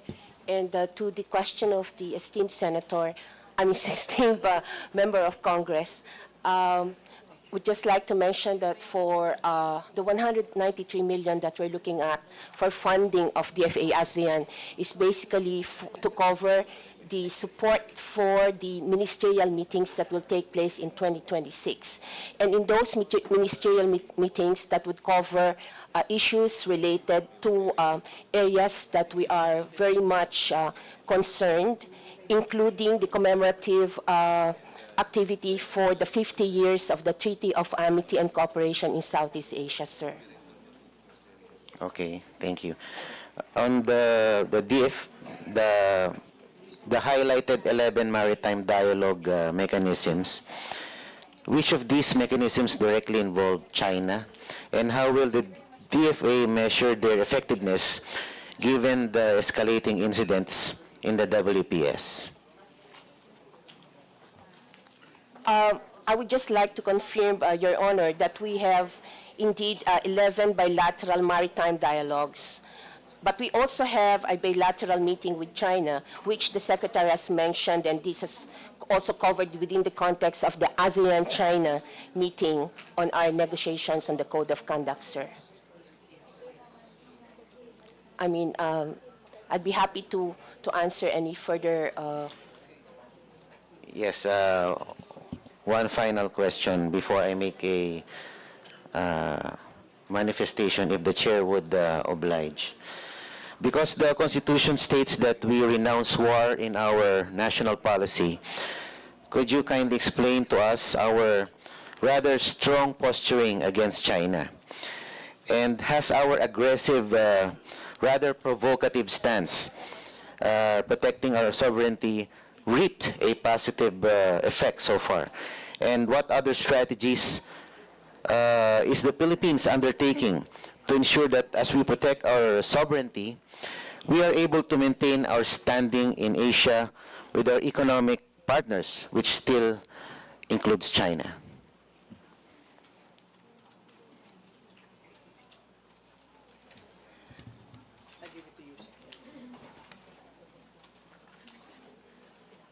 Your Honor, I think the question of Your Honor, Madam Secretary, refers to how do we continue to advance our policy with regard to our constitutional, that we will maintain an independent foreign policy and strengthen that vis-a-vis our relations with other countries as well. And so I think that to begin with, we can start with the most important country, and that is, for instance, China. And with China, what we have been doing is that, for instance, just a quick background, that when we marked the 50th anniversary of diplomatic relations on 9 June 2025, we had organized various commemoration activities with the Philippine Embassy in Beijing and the Chinese Embassy in Manila, along with the Filipino-Chinese organizations, because we still feel that basically the real foundation of our relationship is on the people-to-people exchanges. And we remain to this day committed to pursue our comprehensive strategic cooperation on the basis of mutual benefit and mutual respect as two equal sovereign states. And we remain to be committed to our long-standing policy of open and active engagement with China as a close neighbor. And we continue to be guided by the foundation principle again that we have a long history of friendship with the Chinese people, sir. So maybe there are episodes, really, some pockets of issues that we're now facing, but I think it's really very important that in our chairship, we will remain to use the primacy of dialogue and diplomacy in all our undertakings, vis-a-vis not only with China but with the rest of the world. Because as the President said, it will remain to be friends to everybody and enemies to none. Thank you, Mr. Chair. Opo, just as a manifestation. Kasi lately, naging matigas po ang ating tono pagdating po sa pag-assert ng ating teritoryo. At ito po ba ay nakatulong sa pag-ano natin sa pag-assert ng teritoryo, lalo lang nating ginagalit ang ating kapitbahay. Ang ano ko kasi, ang sa akin lamang po, baka we might be sending a strong, a wrong message to our youth na a sense of nationalism or being nationalistic is being adverse or hostile to China. Baka yun ang tinuturo po natin sa ating mga kabataan. Ganun po ba ang ating gustong iparating na kamalayan ng a strong sense of nationalism is being anti-China? Samantalang sa kabilang banda, tayo naman ay patuloy pa rin tumatangkilik ng mga serbisyo na more or less China-made or China-infused ang capital. Like GCash, Shopee, TikTok, Temu, at dyan, kung pupunta kayo sa kalsada natin, bawat 5 metro may BYD na sasakyan, which is I think a flagship automotive car maker ng China. So, hindi ko po maintindihan kung ano po ang gusto nating ituro na sa mga kabataan. Sometimes, mayroon pong mga pumupunta sa mga universidad, ganito dapat, ipaglaban. But do we have the capability? Number 1. Number 2, ito ba ang tamang itinuturo natin na sense of nationalism para sa ating mga kabataan? Yun lang po. Your Honor, maraming salamat po doon sa inyong statement na yon. Isa lang po masasabi ko na to respond to that. The West Philippine Sea, this issue natin sa katubigan, is not the sum total of our relations. In other words, alam po yan ng ating mga kaibigan sa China that ito pong mga nangyayari sa tubig, the dispute, is one part. But the rest, trade, if you look at trade statistics, trade is robust with China. Of course, investments have really gone down. So, but continuous pa rin ho, like we have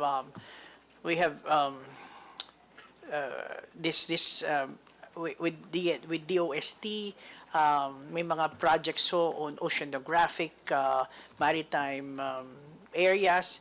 Continuous po sa ASEAN. In ASEAN, we have a very strong discussions, healthy and robust relations. In fact, we're looking forward for this ASEAN summit, ASEAN chairship, because China will be a very important dialogue country. So sa paningin po ng kagawaran ng panlabas, hindi po iba po yung paningin namin. Ito nga yung sinasabi ng Pangulo na lahat ay mga kaibigan natin. At ito po tinatabi po namin sa isang lugar. As I said, it's not the dispute in the waters is not the sum total of our relations. Madami ho yan. People to people, very healthy po yan. Thank you, Madam Secretary. Mr. Chair, that's all for now. Thank you.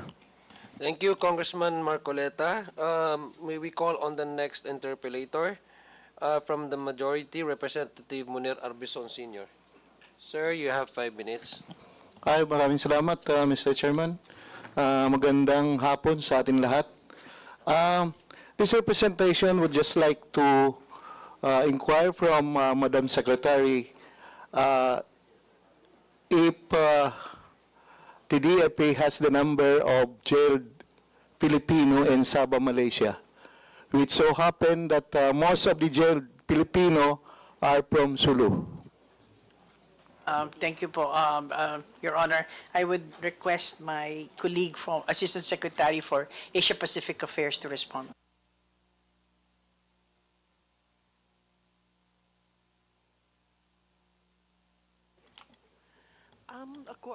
Good afternoon po, Your Honors. According to our records... Ma'am, I'm sorry, you have to speak closer to the microphone so we can hear you. Good afternoon po, Your Honors. According to our records and our embassy and our posts, we were informed that there are currently none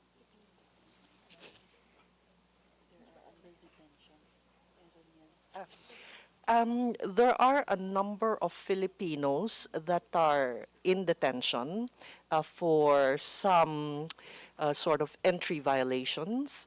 And we are currently still checking how many are currently imprisoned as per your question po. So if you give us some time just to dig out the information, sir, we'll revert to you immediately po. Thank you for the information. We know for a fact that we do not have any political or diplomatic ties with Sabah. Pero sana matulungan natin yung mga kababayan natin doon kahit maglagay lang tayo ng monitoring team to see to it na magandang kalagayan nila. Your Honor, gusto ko pong sagutin yun. Ang embassy po natin sa Kuala Lumpur, yes, Kuala Lumpur in Malaysia, has given and devoted a lot of its time. In fact, half of the staff complement has always been directing its work towards Sabah. And almost on a monthly basis, nagpupunta po yung mga taga-embassy sa Sabah and trying to provide them with consular assistance. Karaniwan po kasi is wala silang mga dokumento. So tumutulong din po ang ibang mga ahensya ng gobyerno tulad ng PSA to provide them with documents and then binibigyan po sila ng pasaporte. Nagkakaroon po rin ng mga situations na dadalhin sila tapos sa isang lugar at babalik sila sa Mindanao, certain parts of Mindanao. Ano po yun? It's a continuing process. Pati ho ako, nakikipag-uusap po ako sa during our bilateral consultations at hinihingi namin na bigyan ng tamang paningin at aruga ang ating mga Pilipino who are in that situation. Hindi pa lang po masyadong naayos pero we're going towards that direction. Hopefully po we'll be able to give you some kind of results, tangible results on how we take care of our Filipinos in that area at the appropriate time. Madam Secretary, maraming salamat at sana ma-realize natin yun kasi as reported, may mga na-detain doon ng mga siguro mga 5 years na yung iba second 2 years na. So sana matulungan natin ito. Hindi naman ito mga drug related pero ano lang sila yung naghahanap buhay lang doon.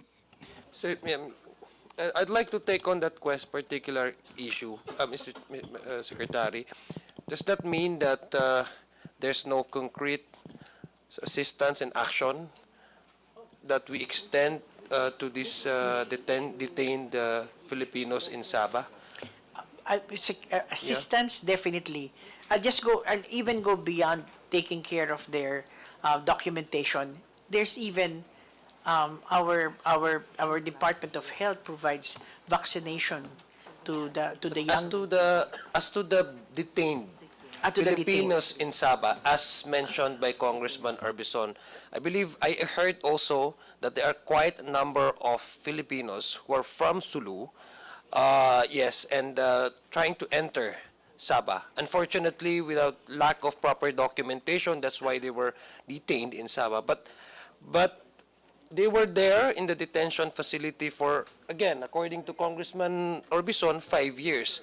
And since we're asking DFA what exactly is the status of all these detained Filipinos, what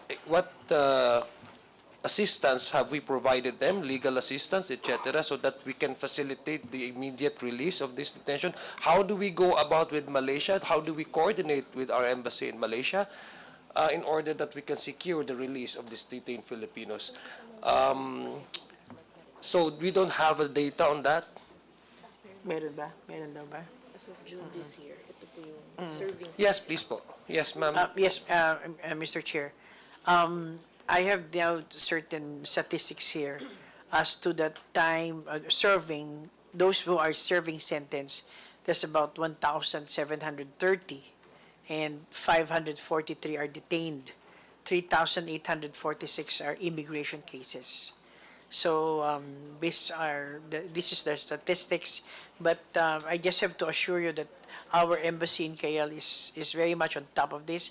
Legal assistance is being provided because we have the legal assistance fund, which Congress has kindly provided us. So, except that this is continuous discussions with our Malaysian counterparts. But I hope our embassy in Malaysia and I hope the DFA can really put this as one of their priorities.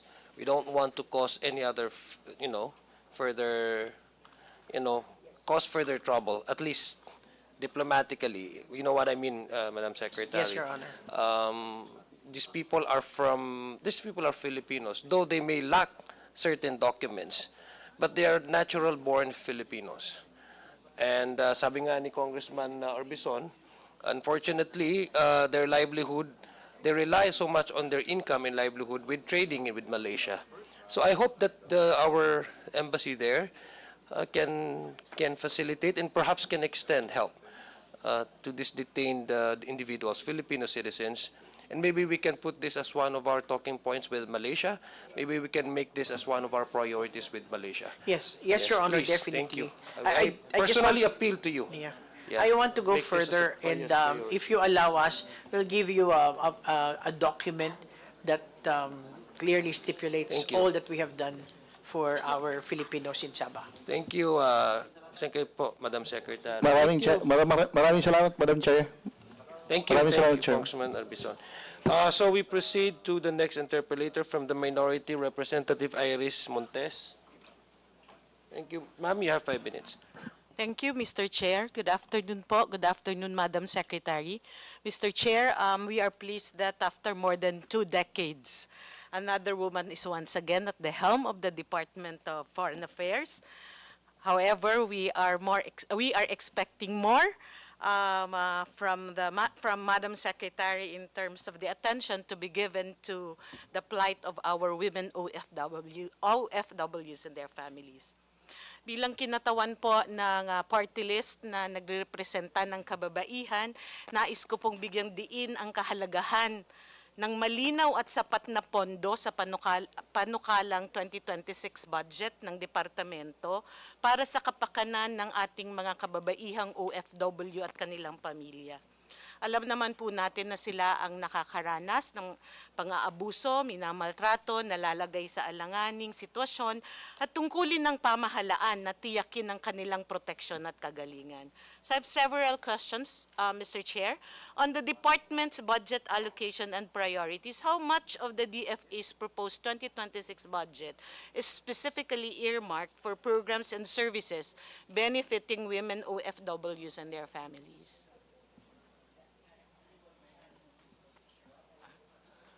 Thank you. Salamat po, Madam, Your Honor.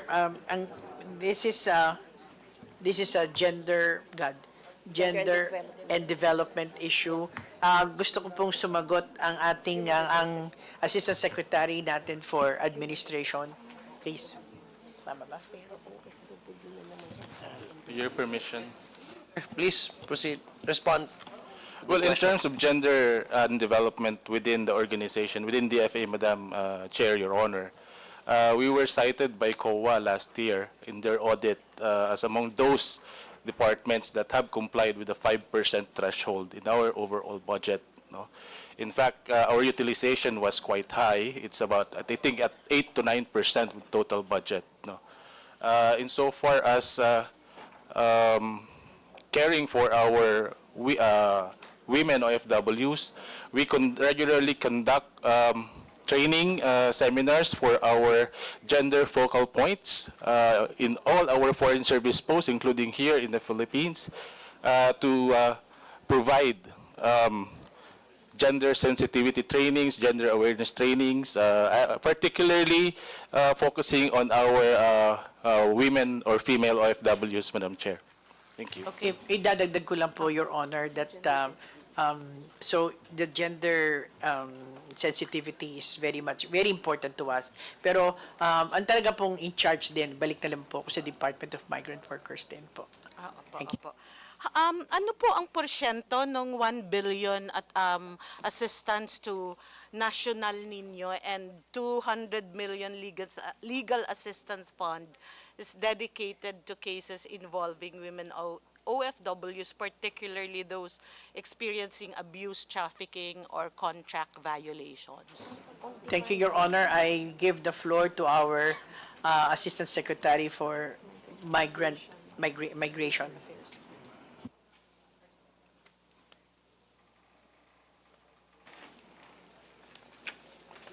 Thank you, Madam, Mr. Chair. Thank you, ma'am. We have, in most cases, data that are aggregated by male and female, but unfortunately, some also says NDA or non-data available. And from studying the data, I see that most of the NDA are really in crisis situations where they were not able to aggregate the data. If you just give me a second, ma'am. Okay. So while waiting po siguro, let me just manifest, Mr. Chair, that like my other manifestations in the other departments, I would also like to request from the DFA to, if possible, kung kaya po, to endeavor to have a disaggregated data on men and women, hindi lang po yung sa compliance sa GAD budget. Gusto rin po nating malaman yung sa ibang programa para mas makabuo po tayo ng mga polisiya at programa na angkop at tama sa ating mga constituents. Sige po, sir. You may continue. Yes, ma'am. For example, in cases pending or detained, male ang 934, ang female po is 535. Ang cases that are not detained but pending, ang male is 1,014 and female 1,489, or a total of 2,503. We also have data for the types of sentence by male and female, and also resolved cases for those who've pleaded guilty, sentence served, and executed. In general, we try to divide it by gender, and it is only in some where I see that repatriation, the gender aggregation has not been or segregated perfectly. Siguro po dahil pag emergency minsan nawawala na yung data, although importante din po. We can try to later on submit a full listing together with the cost that had been allocated by gender po. Maraming salamat po. On programs and services, meron po ba tayo na bago or expanded program sa 2026 budget that directly address the vulnerabilities of women OFWs such as sexual harassment, domestic abuse, or human trafficking? Your Honor, being just to, kung 2026 po, this will be within the purview of the Department of Migrant Workers po. Okay, thank you po.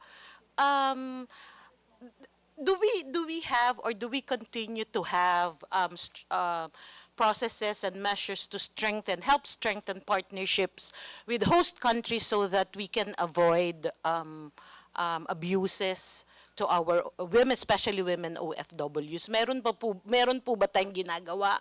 May ginawa o patuloy na ginagawa para dyan po? Your Honor, may ginawa, patuloy na ginagawa. Ito po ay embodied, again, in partnership with Department of Migrant Workers. Dito po nakasaad yan sa mga bilateral labor agreements. Meron po mga bayan na hindi na namin kailangan yan, kagaya ng Europe is very strong na ang kanilang mga human rights issues. Pero gusto ko po pong sabihin na ang bilateral labor agreements na kinukonclude at this very time is very strict on those aspects that you mentioned. Thank you so much, Madam Secretary. Siguro po, sa panghuli na lamang po, nais ko lang bigyan ulit ng diin at nagpapasalamat po ako sa Department of Foreign Affairs sa ginagawa nila at mga ginawa nila upang mapabuti ang kalagayan ng ating mga OFWs, lalo na po ang ating mga kababaihan. But let me stress also na ang ating ginagastos para sa kanila ay hindi talaga gastusin. Ito po ay investment para sa kanilang karapatan, dignidad at kinabukasan, hindi lamang po ng ating mga kababaihan, kundi pati ang buong pamilya. Maraming salamat po. Thank you, Mr. Chair. That would be all. Thank you, Ma'am Representative Montes. May we now recognize Vice Chairman Roger Mercado? Sir, you have 5 minutes. Thank you very much, Mr. Chairman, to my friend and very amiable, fitting Secretary of Foreign Affairs. Dapat naman, ma'am, kasi at to our undersecretaries, assistant secretaries, my colleagues, good afternoon po.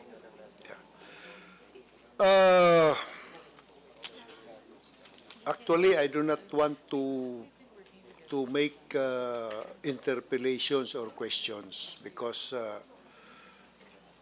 I feel that there are people who are tasked to this. These are high-level decisions when you say about, when you talk about China or mine is only an expression of the people in the provinces. Firstly, we uphold the independence of our country.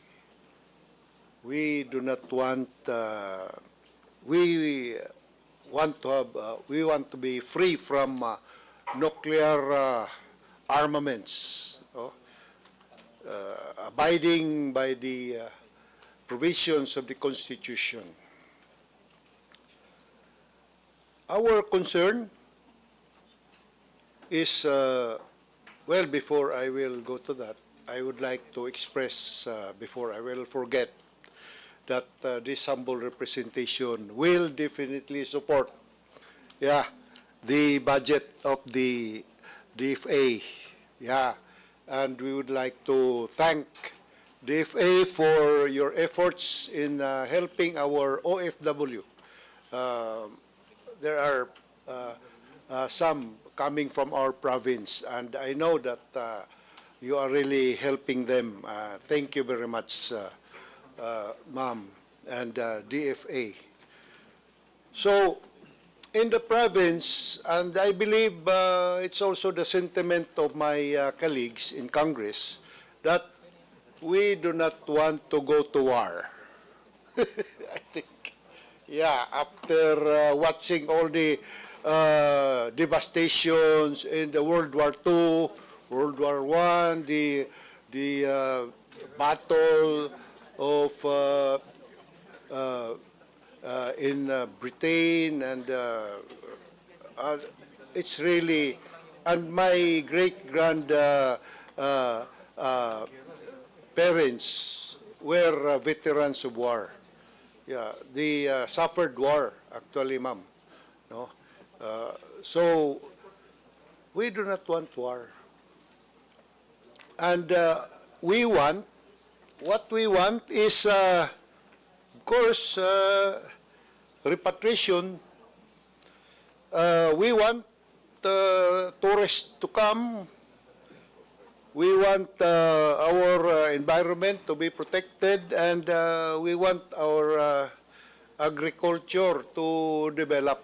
So, if there are countries that we can tie up and support us on this, even China, because I think they are our friends also, they are welcome.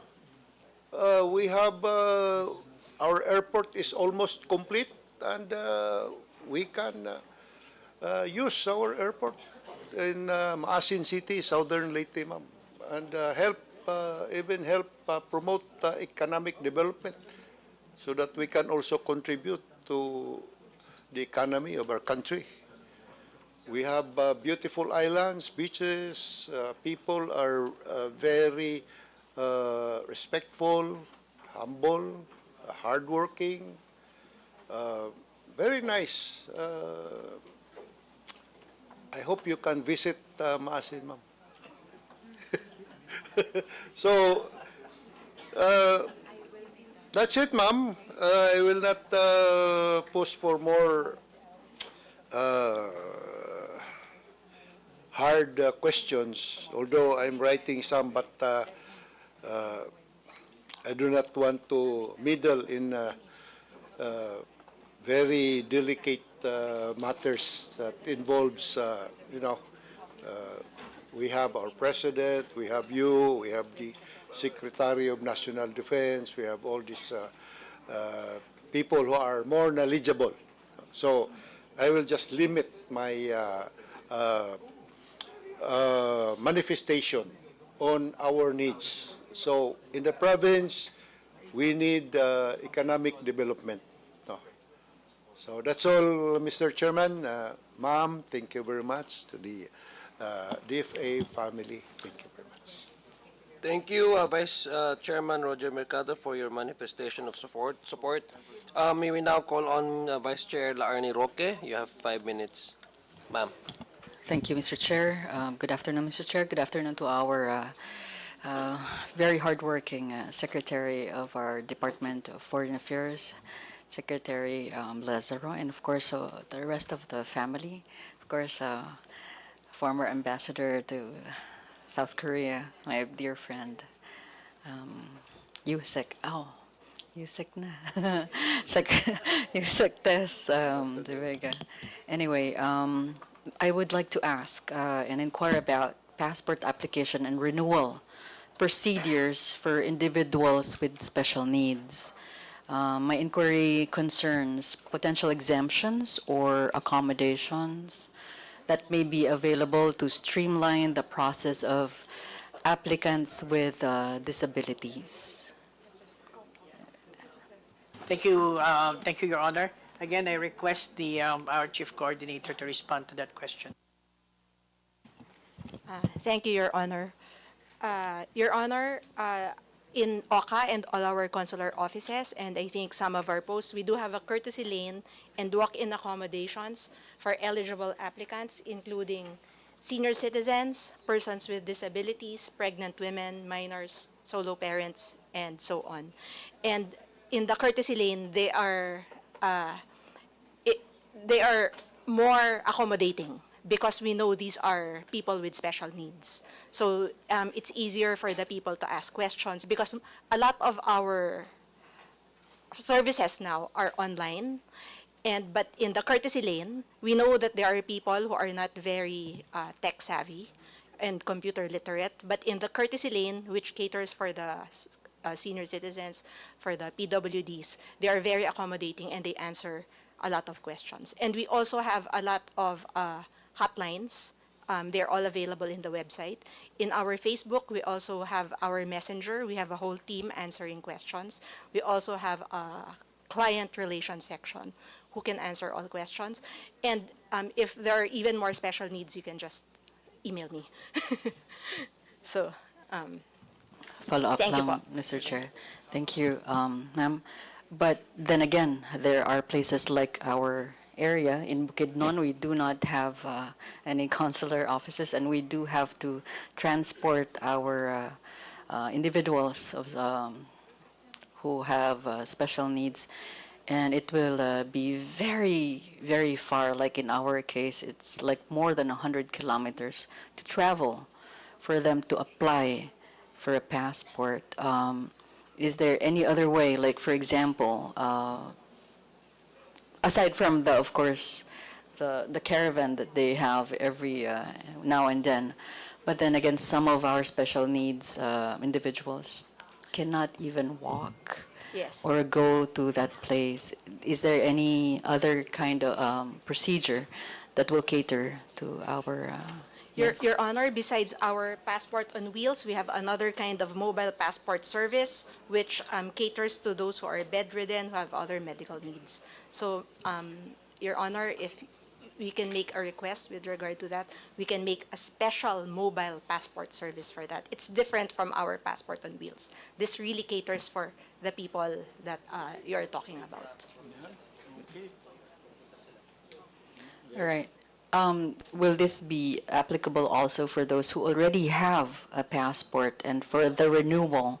Because sometimes nowadays Your Honor. we just send our passports and renew them, but then again, is there any other special accommodation for people with special needs? Your Honor, at present, our passport would, even the renewal of the passport would need the capturing of biometrics. That's why personal appearance is needed. But now we're working on our new generation passport, and for senior citizens and for people with disabilities, it is possible that we, and according to the new Passport Act, then we can have a provision wherein there would no personal appearance is necessary. We just have to, we indulge your patience because we're working on this new generation passport, and these issues will be addressed directly po. Thank you so much, Mr. Chair. I don't have any other further questions. Yes. Thank you so much. Thank you, Ma'am Laarni. Now that's it for the first round. So we proceed with the second round. I believe Deputy Minority Leader availed earlier of the second round. Congressman Tino, Deputy Minority Leader Thank you, Chair. Tino, you have additional 5 minutes. Sige, thank you, Chair. Oh, pag naubos, third round. Joke lang po. Okay, follow up lang po sa mga ilang tanong ko kanina. Earlier, we heard a very strenuous affirmation of the One China policy from our DFA Secretary. No? So, kaya po ang tanong ko, may kaugnayan dyan, recent statements made by the President this August regarding war over Taiwan. Sabi po niya sa international media, we do not want to go to war, but I think if there is a war over Taiwan, whether we like it or not, we will be drawn and dragged into that mess. And then we cannot just leave them, meaning OFWs, there. We will have to do something. So inevitably, despite our fervent wish to avoid any confrontation with anybody anywhere, a war over Taiwan will drag the Philippines kicking and screaming into the conflict. Sinabi po ito ng Pangulo. So, Mr. Chair, how is this, ang mga kailangang highlight po, if we parse the statement of the President, yung inevitable, tsaka it is inevitable that we will be dragged into the war. No? Una, mabigat yung inevitable. Parang wala tayong magagawa. And then dragged into is very broad. So how does the DFA, since the President is the sole architect, di ba, of foreign policy, siya ang nagseset. How does the DFA interpret this in a way that is consistent with, you know, what you just said about the One China policy? Thank you, Your Honor. With that remarks that he made when he was in India, actually, it is clear that the President said nothing new in terms of policy and did not speak of nor remotely hint at interference. The President reiterated that the Philippines remains committed to the One China policy, that we have legitimate interest in Taiwan by virtue of geographic proximity and the presence of almost 200,000 Filipinos, and that we encourage concerned parties to refrain from the use of force and to settle differences peacefully. We reiterate the President did not deviate from the principle of non-interference in others' internal affairs. It's a principle of the joint communique. Thank you, Mr. Chair. Sa Middle East, no, like right now, Gaza, Israel, marami pong OFWs doon, tama po ba? Of course. Pero have we inevitably been dragged into war because of that? No, no, Obviously not. we have actually made a statement Opo. on the Gaza issue. I will ask you about Gaza later. Okay. Pero yun lang pong, ang punto ko lang, it was actually more of a rhetorical point na kahit may OFW tayo, hindi po inevitable na we will be dragged into war, we will be involved in the war. Yun lang po ang gusto nating ipunto rito. Nothing is inevitable when it comes to war. Even geographic proximity. No? I mean, World War II, Switzerland remained neutral while World War II raged all around it, di ba? So, ang point po, war is always a conscious political choice by the executive. No? Kaya po, medyo nababahala tayo na ganito. The president could very well have said, no, we will not be dragged into war. Pero instead, he said, inevitable. Kailangan iugnay po natin ito doon sa earlier tanong ko na ang administrasyong ito nakapokus sa paglatag ng legal framework para magamit ang Pilipinas na lunsaran ng US-led coalition in the event of a war in Taiwan. No? Okay, so yun lang po ang gusto nating idiin. Now, next question, Palestine. Nabanggit nyo na po yung Gaza.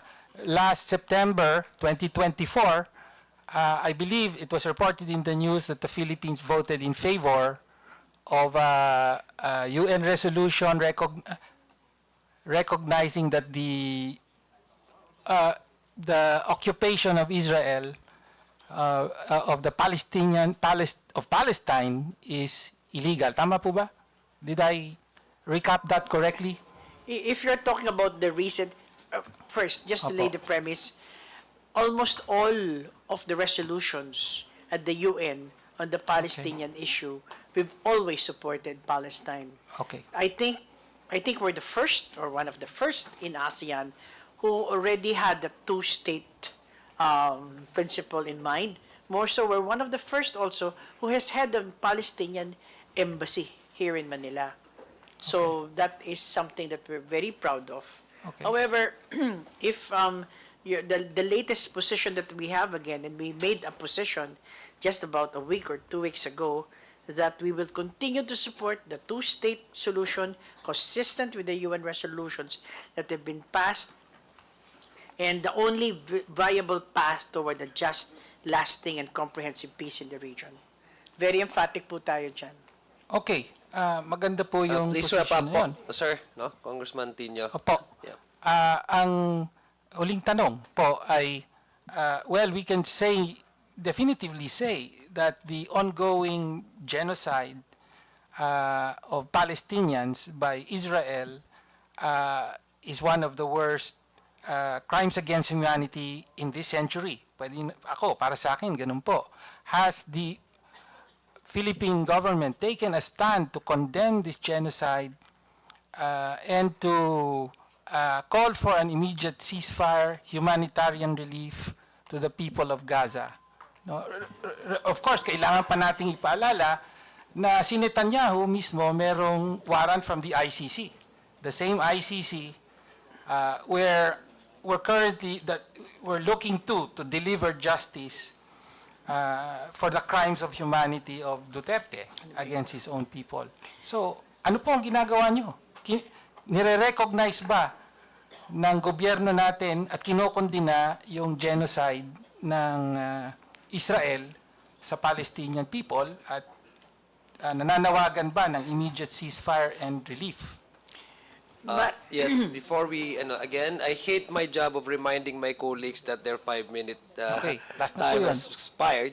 But that would be the last question Apo. from Congressman Tino. I would like to re-echo also Apo. the sentiment of this humble representation when it comes to the issue of the struggle and the sufferings of the people in Gaza.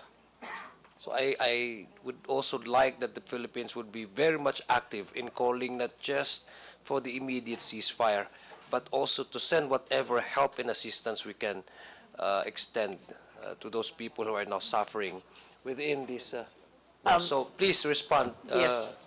No, briefly, I just want to say that as far as the ceasefire is concerned, we're very much, of course, we're looking at a very stable ceasefire. As far as assistance, we have been doing or giving funds through the UNRWA, UNRWA, And also on the bilateral basis, we have done that. To your question on genocide, of course, there was this a resolution, or rather, yes, filed by South Africa, and many countries have also joined in on the issue of genocide with the ICJ. However, we also are, this is something that we are really thinking very um, seriously, because we do have also the relations, diplomatic relations with Israel. And we have about 300,000 Filipinos in Israel that are working.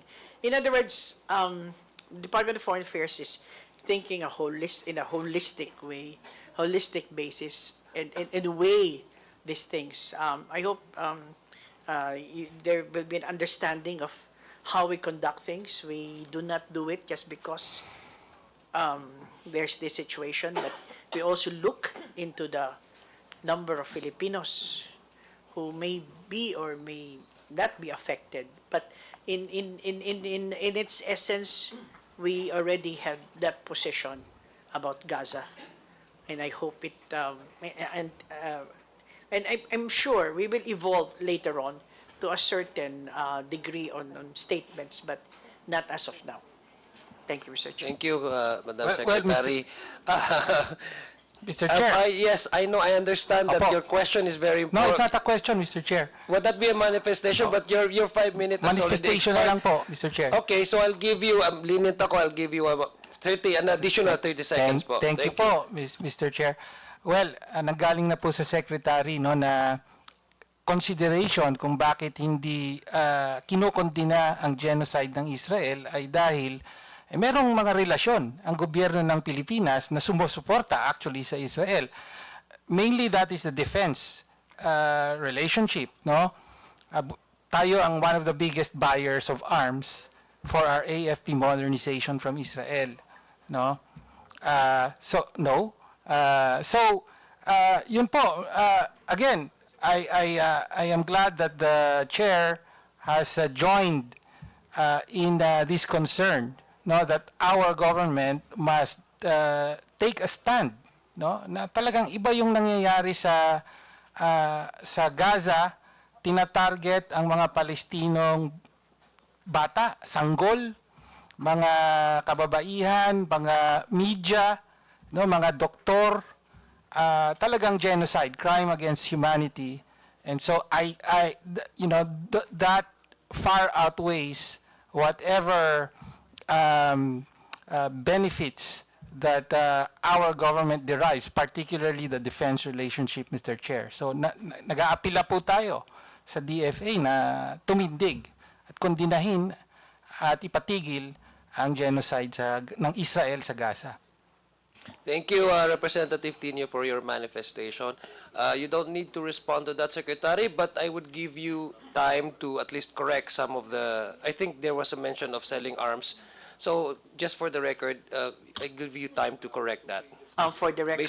For the record, based on data. Thank you, Mr. Honor. No, the defense aspect is not a factor here. In fact, medyo hindi na, well, the Department of National Defense would have been the best position. Pero iba na ho, even our discussions on a bilateral basis, wala hong defense. Thank you for that response, Secretary. Now, we're down for the last interpellator. Of course, the last but certainly not the least, sabi nga nila. District Representative, 1st District, the Province of Capiz. Meron pa pala. Nagdagdag. Okay, so you're not the last. But certainly you're not the least. So, Deputy Majority Leader, Howard Ginto. Sir, you have 5 minutes. Thank you, Mr. Chair. To our Secretary, Secretary Lazaro, to our very caring and very accommodating Undersecretary De Vega. I'm just saying this because last 2023, we were in Korea. At that time, Undersecretary De Vega was the one really assisting us and really took care of a whole bunch of congressmen. So thank you very much, and nice to see you here, ma'am. Actually, I just wanted to give an update first before I ask my question. This was something that I've been working on since since the 19th Congress, wherein I'm hoping to open a consular office in my district. So just to provide the feedback, we've already filed a bill. I believe it is already with the Office of the President. There is certain qualifications to meet the opening of a consular office, like on the number of possible applications, everything. So we've already passed that, no? We are at the point of already the costings, the capital outlay, personal services, MOOE. Actually, we were even talking up as far as the leasing of spaces, no? So thankfully, I was also able to get the commitment of one of the mall operators, particularly City Mall in our district, that would provide free rent for consular office. My question is, the amount that was mentioned before was about 16 million or about 16 to 18 million. Given I know that the budget of DFA is limited, I was wondering if that amount could be accommodated perhaps during for this NEP, and if not, where can I source that fund from? Thank you, Your Honor. I give the floor to Undersecretary De Vega. Thank you very much, Madam Secretary, and thank you very much, the Honorable Representative Ginto. We are aware, of course, that the consular office in Rojas City was one of those which was proposed for opening. Although, of course, Your Honor, there is the Executive Order number 45, which sets the criteria for the opening of consular offices. And there are some challenges that we still need to hurdle for the Rojas City office. But we're prepared to sit down with your team, Congressman Ginto, to work out where we can probably address these pending issues, because there's a certain criteria which is not only the DFAs alone. This has to go through the vetting of the Office of the and the approval of the Office of the President po, at pati na po ang Department of Budget and Management. But we can work with your team po on that. But in the meantime po, to also address some of the concerns in terms of the availability of consular services in your area, we actually have a passport on wheels scheduled for September. This week po yan, from 2 to 6 September po sa Capiz. Thank Thank you, you, sir. Yusek De Vega. Yes, we do have regularly passport on wheels, but it's more because of the limited number of applicants that it can cater per day. Usually, sa city pa lang po, puno na yung slots. So, ang inatry ko po sana ma-accommodate yung other municipalities na bumabiyahe po ng higit 5 oras in public transportation para lang po makakuha ng schedule sa Iloilo. And syempre po, ang Iloilo, we have 5 districts for Iloilo that are all going to the same, no? So, there are times po na hanggang Bacolod po, yung mga constituents namin, umaabot na po hanggang Bacolod. So the expense really is very much because magbabiyahe pa po ng barko, tapos aabutin na po ng gabi, so mag-overnight na. It's very expensive. Yung passport po natin is 1,200, 1,500. Yung gastos po nasa 4,000. Mas mahal pa po, no? Oo. So ito po, malaki pong tulong sa amin kung magagawan po natin ng paraan. I understand there are certain qualifications, but based on our research, we do qualify already based on the number of I think it was 75,000 transactions annually, and we do meet it because the projected transactions is already around 89,000 annually. Yun lang po, Yusek. Yeah, thank you very much, Representative Ginto. We will work with your team po and also look at the fresh figures po, the most current figures po on this. Salamat po, sir. Thank you, Yusek Vega. Thank you, Madam Secretary Lazaro. And that would be all. Thank you, Mr. Chair. Thank you, Representative Ginto. Now, down to our last na interpolator talaga to. Ay, ko pa. Okay. Okay. Of course, you can have all the time you want. You're the chairman naman eh. So Representative John, Attorney JP Padiernos, please. You have 5 minutes, sir. Thank you, Mr. Chair. Good afternoon to the whole Department of Foreign Affairs. Actually, before going here, I had a hard time trying to formulate questions because the department seems to be doing a great job for the most part. So I just have a few concerns or issues that I wanted to raise to DFA. So, Mr. Chair, the passport appointment system experienced repeated technical glitches and maintenance breakdowns throughout 2024, so causing long delays, website crashes, and forcing Filipinos to wait months for appointments.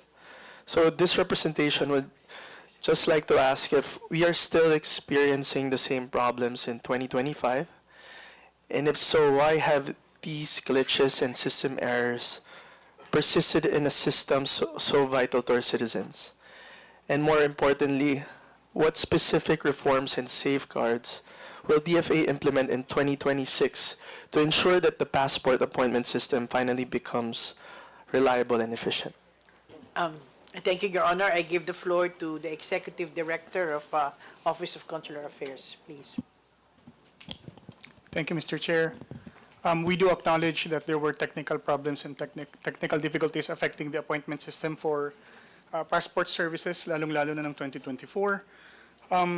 The department has a technology partner that it's closely working with regarding yung appointment system po natin. And we are following these technical problems that occurred, which was widely reported din naman po.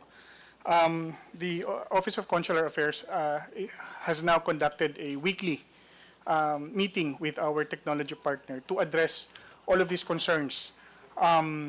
There were some issues before with capacity of the database getting filled up.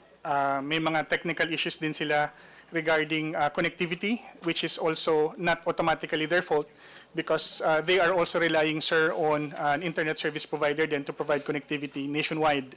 So, but not to give that as an excuse, we are in touch with our technology provider and we have addressed the issues that plagued the 2024 problem, sir, for 2025. And then moving forward, we are taking note of all the improvements that we need to rectify because should the department engage or continue getting a service provider for the passport, we will certainly put all of these recommendations together. Thank you, Mr. Chair. Mr. Chair, the reason why I'm asking is I would like to know if we need additional budget for the improvement of such system so that, every citizen, lahat po tayo, diba?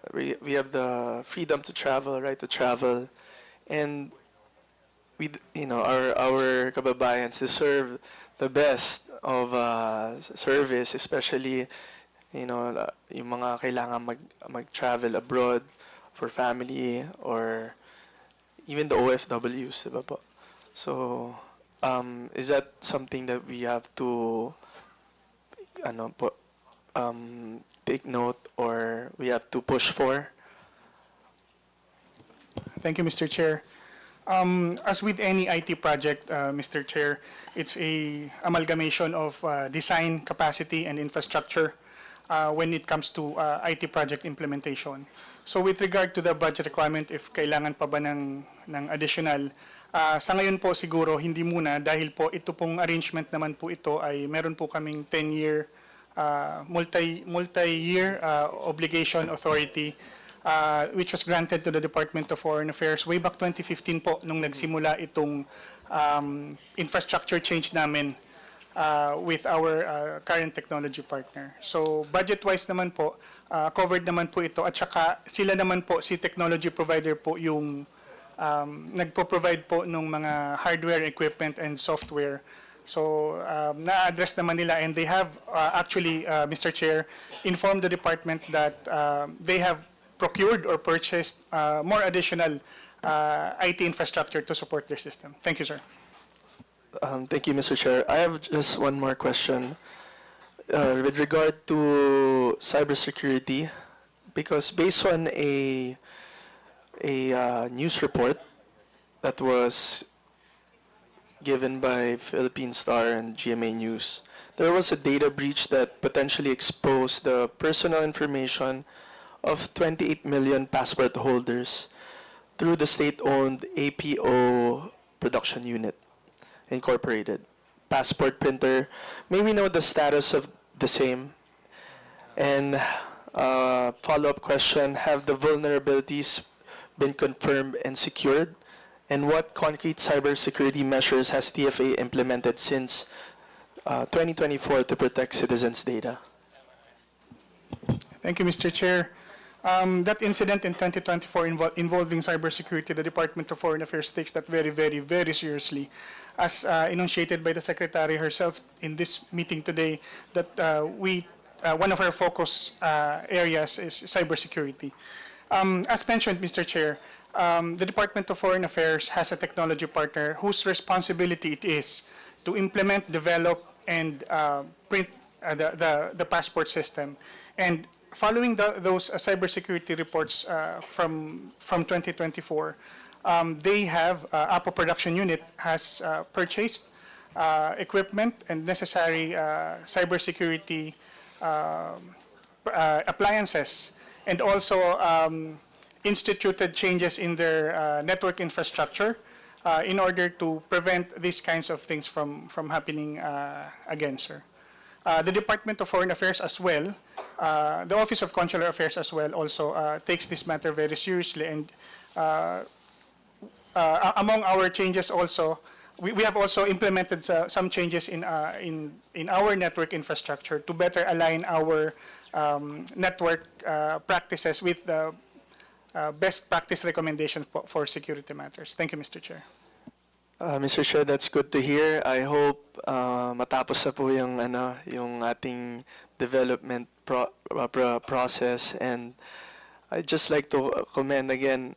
I met Secretary Lazaro for many times, and I'd have to say under the leadership of your secretary, we're in good hands. So thank you to the Department of Foreign Affairs, and the department or DFA has my full support in whatever way I can to improve our services, especially for the Filipino people. Thank you so much. Thank you, Mr. Chair.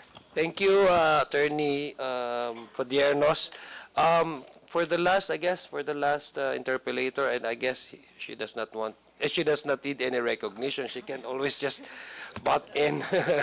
Chairperson Mika Swansing. Thank you very much, Representative Adyong. Thank you, Vice Chair, for very well shepherding the passage of the budget of the DFA. So siguro po, please bear with me po. Hihimayin ko lang po yung financials, if that's okay po. Sorry, that's my job po in every budget hearing. Hihimayin po natin yung financials. So siguro po kung pwede po tayong bumalik sa 2024 obligations and BUR, budget utilization rate of the DFA. It says here po in one of the slides, I believe it's slide 9 of the technical details of the presentation. For 2024 po, it says here that there are, if I understand it right po, tama po ba? You went 9.9 billion over the appropriations. Kasi po ang nangyari, if I understand it correctly po, current appropriations plus automatic plus continuing plus special purpose funds, ang total po is 30.902,293. Is that correct po? Yun yung total appropriations for 2020. Madam Chair, I refer you to our Assistant Secretary for Yes. Financial Management. Medyo confusing lang po kasi yung negative figure dito eh. Kasi po, it says here that utilization rate is at 83.22%. So out of the 30.902 out of the 30.9 billion appropriations, 20.9 billion was obligated, which means only 83.22% were utilized or obligated. Tama po ba yung interpretation ko, ASEC? Yes, you're correct, Your Honor. Of the 9.9 billion unused appropriations, much of that is the unreleased amount for the e-passport booklet because it's highly, unutilized because of the low demand for passport applications. It's close to 4 billion pesos. How about, it says here the unreleased appropriations out of the 9.9 billion amount to 5.8 billion. But there are, if yun po ba yung attributed to the e-passport booklet, is it that 5.7? Yes, you're correct, Your Honor. Okay. Kasama ho doon yung sa e-passport Okay. booklet. So, siguro po, I would like to understand, what do we intend to do with that? Was that reverted back to the National Treasury? Is it a continuing appropriation for 2025? Ano po yung nangyari sa 5.77 billion na yun? Ang unused na yung sa e-passports, it's valid for 2 years. So, nagiging continuing appropriations yung hindi nagagamit. Okay. So, yung unused last year, continuing ho ngayon. Do we foresee that that would be used this year? That would that be utilized this year in full?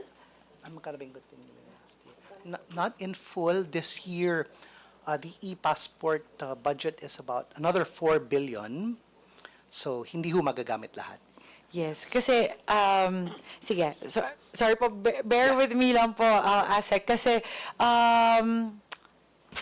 so, if there were unutilized appropriations for the e-passport booklet of 5.77 billion in 2024, yes.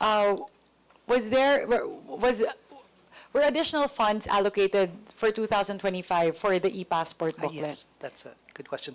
Your Honor, the e-passport project is under a 10-year MICA, multi-year contractual authority. So it began 2016 and its last year is next year, 2026. Okay. So, ibig sabihin po, if under MICA siya, every year meron ng predetermined amount, right? Yes, so, that's correct. I guess my concern, if there's a 5.77 billion,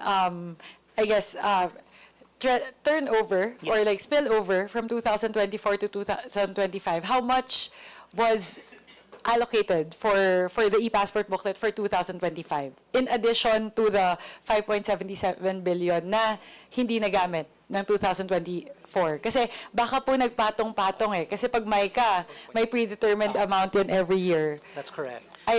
Baka po kailangan natin ng catch-up plan po for the e-passport booklet. Yes. Thank you, Your Honor. With regard to the e-passport, kasi ho, depende sa demand for passport applications. So it's something beyond our control. And I was explaining earlier, it's because of the 10-year validity now of passports na bumaba ang demand, whereas before it was 5 years. So tuloy-tuloy yung applications. Since it was first implemented 2018, we foresee na by 2027, 2028, aakyat na ulit. So there will be an uptick again in passport applications by then. Yes. Okay, so yun lang po siguro yung tindihan ko. So for 2026, the FY 2026 budget, as you said, 2026 would be the last year of the MICA for the e-passport booklet. So how much is allocated for 2026? Yes. Originally, ang na-allocate ho dyan is 4 billion, a little over 4 billion. But in our technical budget hearing with DBM earlier this year, May, we put forth the proposal, why don't we use yung mga hindi magagamit for other priority items? And they agreed naman ho. So about 13 Tier 2 proposals, 2 billion of the e-passport funds were used for that purpose. Towards, sorry, Yung mga Tier 2 proposals. Tier 2, okay, Yes. got it. So actually, that was exactly my point. I was driving Yes. to that point actually, that I was worried about the the unused appropriations for the e-booklet, that it might actually just keep on adding up year on year. So, kung pwede ko pong tanong ngayon, if you add up all the unutilized funds under the MICA, as of June 30, 2025, ilan po ang balance natin for e-passport booklet? Yes, Your Honor, the unobligated funds doon sa 10-year MICA totals 8.3 billion pesos. Still, as of Still. June 30? As of June 30. Still unobligated? Yes. Okay.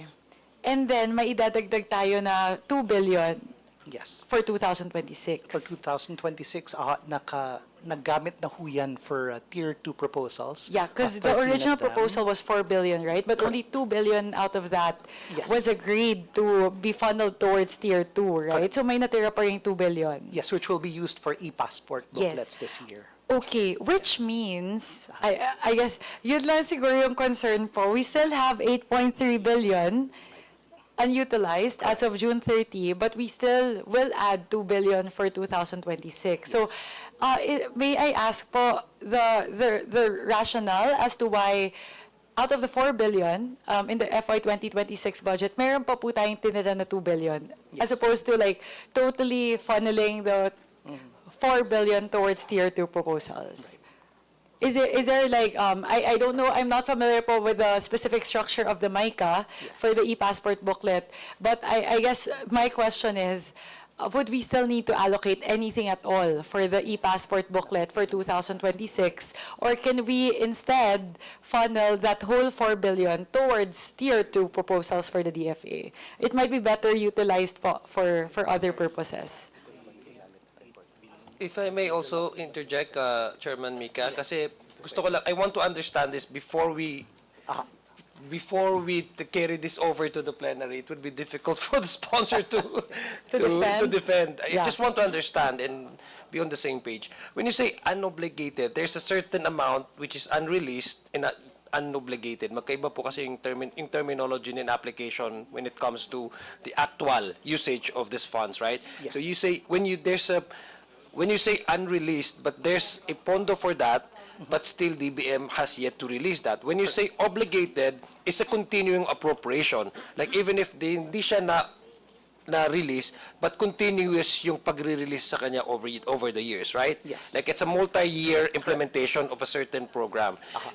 Yes. So the MICA is a continuing appropriations, right? That's correct. Yes. So ibig sabihin siya, it's an obligated but yet unreleased. That's correct. That's correct? So para maintindihan po namin. Yes, ang nangyayari ho dyan, every quarter, we submit to DBM ilan hong passports ang na-issue. So they will issue the corresponding SARO for the amount that's needed to pay the provider, which is APO. So depending on how many passport booklets were issued on the quarter, they issue the corresponding SARO. So we pay the provider of the e-passport booklets. So dun kinukuha yung pondo sa MICA ng e-passports. Yes. So I think there was a suggestion by the chairperson, Mika, that instead of just having this huge amount, sitting idly in somewhere, why can't you just use that to fund any other services? Agree with Your Honor.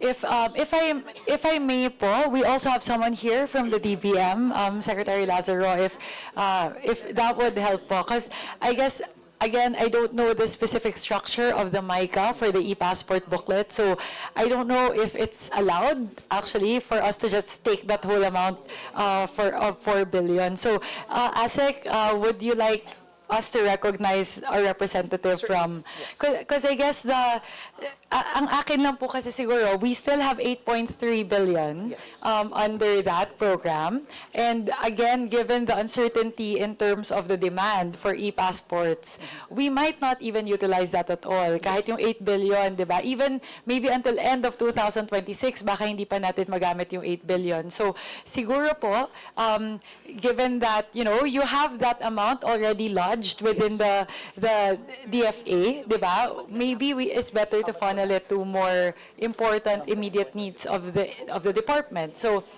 I don't want to say that and recommend that without checking in with DBM, because there may be like a provision in the MICA structure that prohibits us from doing that. So if I may recognize from the DBM, ComSec.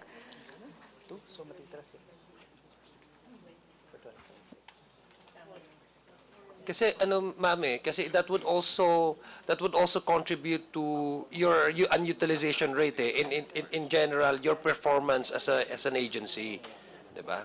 I mean, it has a disadvantage in a way. Yes.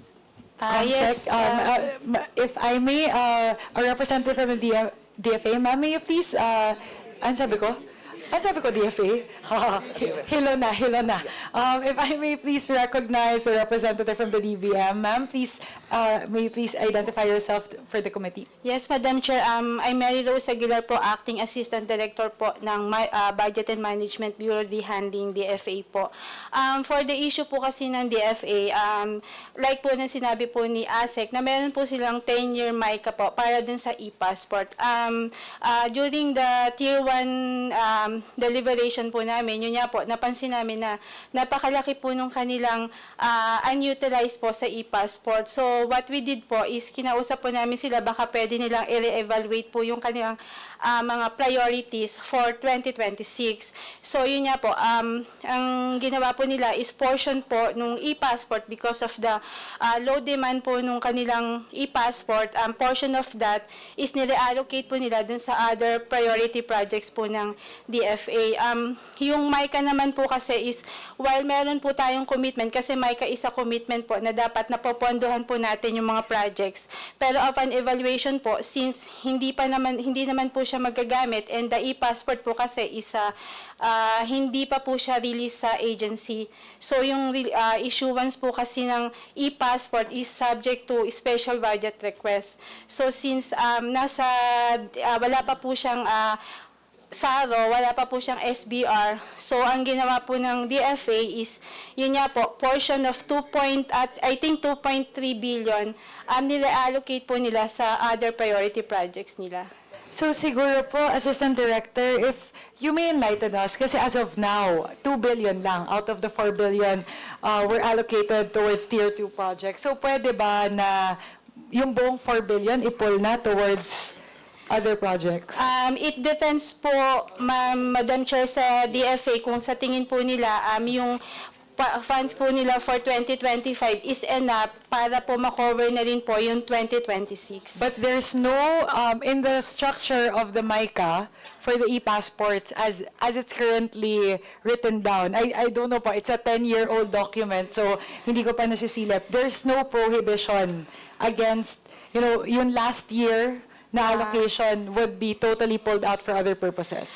Well, although nakalagay po sa MICA is for e-passport po, on the part naman po kasi ng DBM, it's a commitment po para po na-fund natin yung requirements po ng project. Pero once sa re-evaluation po, sa tingin natin, hindi naman po siya magagamit. So, pwede naman po natin, Madam Chair, na i-re-evaluate and i-reallocate po sa other priority projects po. Okay. Sige. So sorry po. For the record and for the benefit of the DFA, from the part of the DBM, there is no constraint for them to totally pull out the totality of the 4 billion and funnel it towards other priority programs of the DFA. As per the current MICA structure. For 2026 po, Madam Chair, yes po. Okay. Sige po. So siguro yun lang po kasi I was scrutinizing the financial documents of the DFA, and it's a glaring amount lang po kasi that we can utilize for other purposes. And I know the DFA also has other priority programs under the Tier 2 section of the budget na hindi napondohan under the NEP. So if I guess I'll leave it po Sec Lazaro to the wisdom of the DFA, but it's just an amount that I feel can be better utilized on the part of the DFA. Thank you very much, Your Honor, for bringing this up.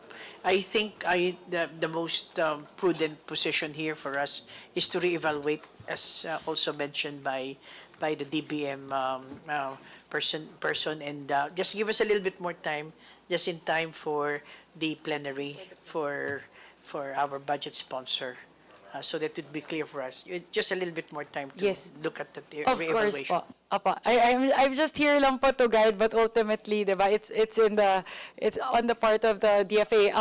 Kasi ang nakikita ko lang po diyan, again, I'm actually worried about the 8.3 billion that's already lodged in the DFA, whether it will be utilized even until the end of next year. And if ASEC or Assistant Director, if you may enlighten me lang, if in case, ano yung lifespan nitong 8.3 billion na to? If until when does the DFA have the leeway to utilize this 8.3 billion? Kasi I'm thinking it won't be fully utilized by next year given the demand, just from the demand projection standpoint. So may I know po until when the DFA has to utilize this 8.3 billion pesos for the e-passport booklet?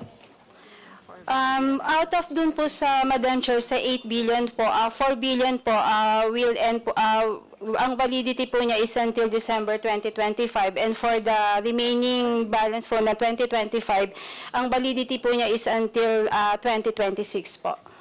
Okay. So you have half a year to spend 4 billion for the e-passport booklet, otherwise it gets reverted back to the Treasury, and the other 4.3 billion. So I think po, given that, it might be best to not add pressure by adding even more to the bucket for the e-passport booklet program po, Sec.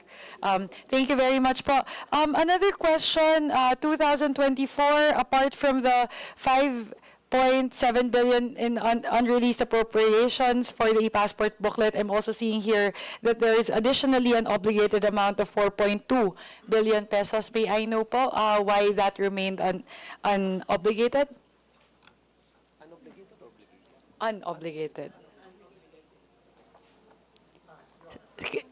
2024 po, 2024. Kasi po, out of the unused appropriations of 9.9 billion, 5.7 of that is unreleased and 4.2 is unobligated. Okay. Hindi ho ito yung sa e-passport na. I don't know po. Which of these is the e-passport po? Yes. Kasi po magkaiba po, di ba? Correct. Not the whole 9 billion. Yes. Of the unused appropriations po, Yes. the 9.9 billion would not be solely attributed to the e-passports, Yes, right? much of the, Your Honor, much of the unutilized funds in 2024 also pertains to yung aming retrofitting project. Yeah. Because we were supposed to have moved to our temporary headquarters that year, but because of failed bidding, which was beyond our control, it took place already in 2025. So, marami hong hindi nagamit na pondo because of this delayed retrofitting So project. if, has it been successfully bidded in 2025? Yes, it has, this Okay. year. So how much of this, the unused appropriations, do we anticipate will be utilized in 2025? In 2025, last year, it was in the amount of about 400 million last year, and Your Honor, yes, it was 400 million last year and 500 million this year. So magagamit na ho yan, hopefully this year. Opo, Dahil nabid na ho successfully. Medyo malaki pa din, ASEC, kasi we have Yes. 4.2 billion, right, in unobligated That's correct. funds. Sorry pa, I just need to understand kasi medyo glaring yung 17%, roughly 17% shortfall in utilization for 2024. Yes. So I just need to understand where the shortfall is coming from. So there's the e-booklet, e-passport booklet, there's the failure of bidding, which Yes, we're for the anticipating retrofitting will project. be utilized in 2025, so That's that's correct. okay. Yes. The rest po, Yes, and another factor cited by DBM in its agency performance review was the low utilization of the ATN funds. There was less demand for ATN services by our Filipinos abroad. may you let us know, ATN means? Yes, assistance to nationals. Oh, okay. Yes, Yes, and I among saw other that there. things, it's because of the creation of itong Department of Migrant Workers, where they also have their action fund to assist overseas Filipino Yes, workers. I am seeing here that there's a shortfall of about 600 million for the ito po ba yung protection of the rights and promotion of welfare of overseas Yes, that's Filipinos? correct. That's the one. At 58% utilization. Yes. Opo. Tapos yung GAS, actually, 63% yung Yes, utilization. itong General Administration and Support Yeah. Programs. Siguro po, I just need to understand siguro the breakdown of, would you be able to present to the committee a breakdown of the 9.98 billion in unused appropriations for 2024? Yes, we can certainly do that. Yeah. Apa, tinitignan lang po. Ay, medyo malaki po kasi talaga siya. Yes. Let's see. Yes. So, is that something that you can provide now? Oh, no. Yes, we could certainly. Apa. For the 2024 breakdown? For the 2024? The breakdown of your 2024 usage? 9.9 billion in unutilized appropriations po. Okay. Para lang po makita ko. Opo. Kaya ba? Sige. Okay po, sige po. Kino-compare ko lang po kasi yung year-on-year levels, 2024, 2025, and 2026. I should just add, Your Honor, there are certain projects that are charged to the building fund na hindi ho natuloy. So we'll also include that in our tabulation. So a lot of it, hindi na start at all yung project. Yes, allotted for repair, acquisition, construction, certain chanceries, residences abroad, pero somehow hindi ho natuloy. Yeah, because I'm seeing here, just comparing just the time series, right, across the 3 years. If you would see, hindi naman ganon sobrang lumaki yung MOOE. Actually, your MOOE is lower in the NEP than it was in the GAA for 2025. The changes really are in the PS, which increased by about 1.8 billion, Yes. and the capital outlay, which increased by about 800 million. Yes. So, yun lang. Gusto ko lang po makita yung utilization actually for us to be able to see how much. Kasi again, medyo flag siya for the committee if there's like a huge chunk of unutilized appropriation. So again, we want to make sure that the funds we place are utilized po. Correct. So And Your Honor, yung decrease sa MOE from the 2026 NEP compared to the 2025 JA is because of yung paglipat ng 2 billion that came from the e-passport project to be used in other priority items. it went towards capital outlay or PS?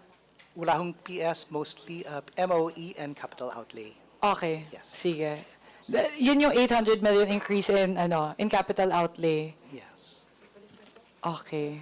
Outlays. Plural pala yun. Capital outlay, isa lang. Capital outlays.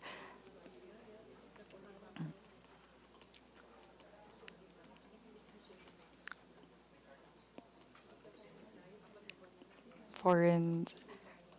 Yung foreign service posts po, there's an increase of 2 billion for foreign service posts for between FY 2025 and FY 2026 po.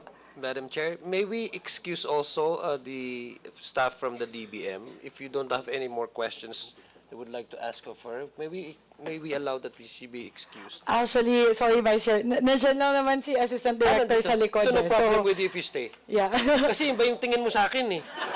Gusto mo na umuwi eh. Actually, hindi, nagsistay naman po yung partners natin in the DBM precisely for that reason, to check lang.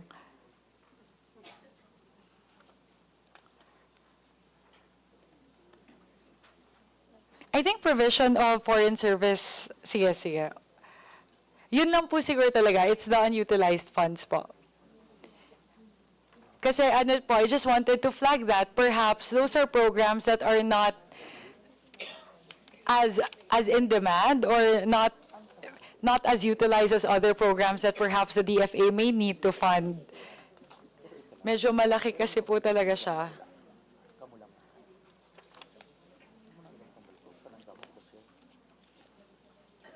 Your Honor. Yes po, Can Secretary. we request, I think it might be a hurried computation. Can you just give us until tomorrow? Okay. To give you a more succinct and the computation is in a good one. Of course po, Sectas. Thank No you. worries at all. Yun lang, I went through the files kasi, and siguro yun yung pinaka-glaring sa akin. I also want to, I guess, guide the DFA towards funneling the budget for 2026 towards programs that are most needed by the department. So siguro po, while the DFA team is putting that together, now that we've seen that there may be certain programs that do not need that big of an allocation, siguro po, Sectas, we'll leave it to the DFA to discuss amongst yourselves po. Are there specific programs po that are priorities of the DFA that were not funded in the NEP that's super needed by the DFA? Actually, Your Honor, that was the initial discussions, and one of them that we think is really very important is our cybersecurity.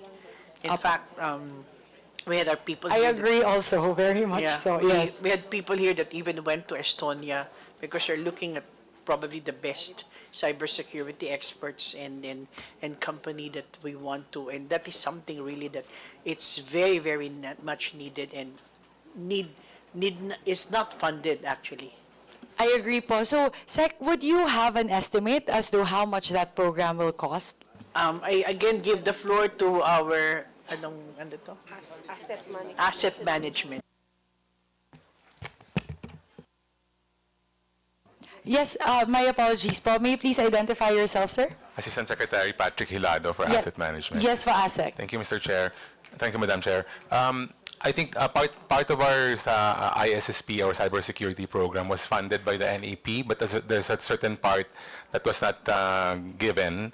This was based on our submission for the ISSP.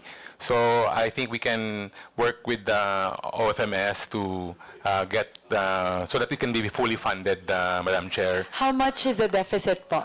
I think the deficit is around under 1 billion pesos po ang deficit. So we can crunch the numbers and we can submit it to fiscal management so we can look We found around 2 billion that we can funnel towards other programs, so that can be the source po.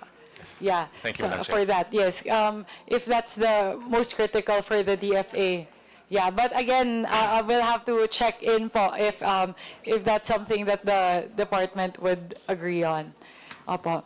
Sir, yun po yung pinaka-critical po, Sec, no?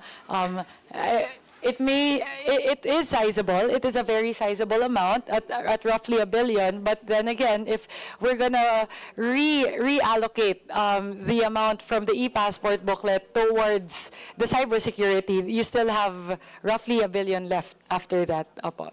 Your Honor, we're very appreciative of the way you conducted it because now we realize that there's something there and yet we need something that is not funded. Thank you very much. Yes po, that's what I'm here for po. It's really to scrutinize the numbers and make sure we're able to allocate where it's most needed. So yun po siguro. Usually that's a question that I pose to the agencies before the end of every hearing. What are other priority programs that were proposed by the agency to the DBM that ultimately were not funded in the NEP, but we have a very good situation here wherein there's actually a source within the DFA where we can pull it from. So siguro po, Sectas, I leave it po to your wisdom and to the wisdom of the agency to figure out what we would like to do with this funding. My request lang po, Sec, given that we have to submit all proposed amendments to the GAB and the NEP through the Budget Amendments Review Subcommittee within the Committee on Appropriations. We'll need some time po to be able to send that in for deliberation of the Bar C. So if, may I ask po by when you will be able to submit the proposed amendments? Your Honor, by tomorrow. Oh, perfect. Yes. I was going to say 48 hours, but okay. 24 hours is even better po. Sige. And then, just one final call, ComSec, because we're doing a new initiative on the part of the Committee on Appropriations, wherein we give the space for our civil society partners to ask questions to the agencies through either the vice chairpersons or the chairperson of the Committee on Appropriations. So I've checked in po before I started my interpellation, wala pa po. So siguro before we end lang po our hearing and interpellation for today, ComSec, just wanted to confirm, are there any questions coming from our civil society partners to be fielded to our DFA family? Good afternoon, ma'am. So far, we have not received any questions from the CSO that we have invited Sige po. the So, DFA hearing. So again, we invite our civil society organization partners to please submit any questions that you would like us to field to our agency partners, and we'll be very happy to make that part of the deliberations of the Committee on Appropriations, because for sure that will enrich the discussion. So sana po in the coming days, more and more of our civil society partners will field questions. So any more? Yeah. Yeah, I think there are no more questions po from our side. I guess before we end today's hearing po, any other thoughts po or comments from your side po, Sec? Actually, Madam Chair, I can only say on behalf of the DFA family, thank you very much to you, of course, to our budget sponsor, and the other honorable congressmen here. Thank you very much for the questions that were very important, and hopefully we were able to respond. But this is more important on the budget, that there is some kind of movement or leeway that we can work on. Thank you very much, Your Honors. Thank you very much po, Sec. Tess, Lazaro, and to the whole DFA family. Again, I'd like to say thank you. Thank you for being so flexible. We moved up your budget hearing by 3 days po, no? 3 full days, 2 full days. So I know po that the internal deadline for the submissions was today, and you had to move it up to make it to today's hearing. So thank you so much po for accommodating the request of the committee. And with that, now that there are no other member who wishes to interpolate our partners in the DFA, do I hear a motion? Madam Chair, just as last note, no, I'd like to put on record that it's as a sponsor of this budget, I'm very, I thank the chairperson for pointing that out. I mean, it would make the job of the sponsor a lot easier in the plenary, and it would also at least help the DFA to rationalize their budgets insofar as the utilization of their funds, especially those unreleased and yet obligated fundings, because that would anyway affect the overall performance and accomplishment of your department, which by the way also affects the amount that the DBM will be granting to you based on the request that you forward or you extend to DBM. So again, I guess, Madam Chair, on the issue of the MICA, this is just my advice to the DFA. Once you restructure or you review again I guess 8 billion pesos, in order for you to utilize that and fund other services that might be needed for your services to more responsive to the needs of our kababayans abroad, I would also suggest that you also consult your legal technical staff, so that we may not be able to at least maybe perhaps overlook some things that may be needed, may need to be considered. We are talking about funds here, so we don't want to overstep our boundaries. If there are guidelines on how to utilize this, I think it's also best for the interest of the department to review this properly, thoroughly, so that there won't be any problem that may arise in the future that we do not want to happen. So, having said that, I again turn over to the chairperson. Yeah. Thank you very much, Vice Chair Adyong. Again, given that there are no other interpolator who wishes to field questions to our DFA family, do I hear a motion?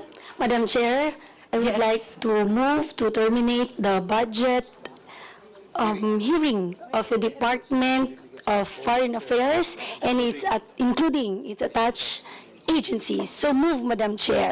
I second the motion. There is a motion to terminate the budget hearing of the Department of Foreign Affairs, including its attached agencies. Do I hear a second? Second, Madam Chair. Given that it has been moved and seconded, the motion is carried. The budget hearing of the Department of Foreign Affairs, including its attached agencies, is hereby terminated. Congratulations. See you in the plenary. Madam Chairperson, Yes, go ahead. may I move that we suspend the hearing and resume tomorrow, September 3, 2025 at 9 a.m. So move, Madam Chairperson. Any second? I second, Madam Chair. There is a motion to suspend hearing until tomorrow, September 2 at 9 in the morning. It has been duly seconded. The motion is carried. This hearing is hereby suspended until tomorrow, September 3 at 9 in the morning. Thank you very much, everyone. Thank you very much, the DFA family.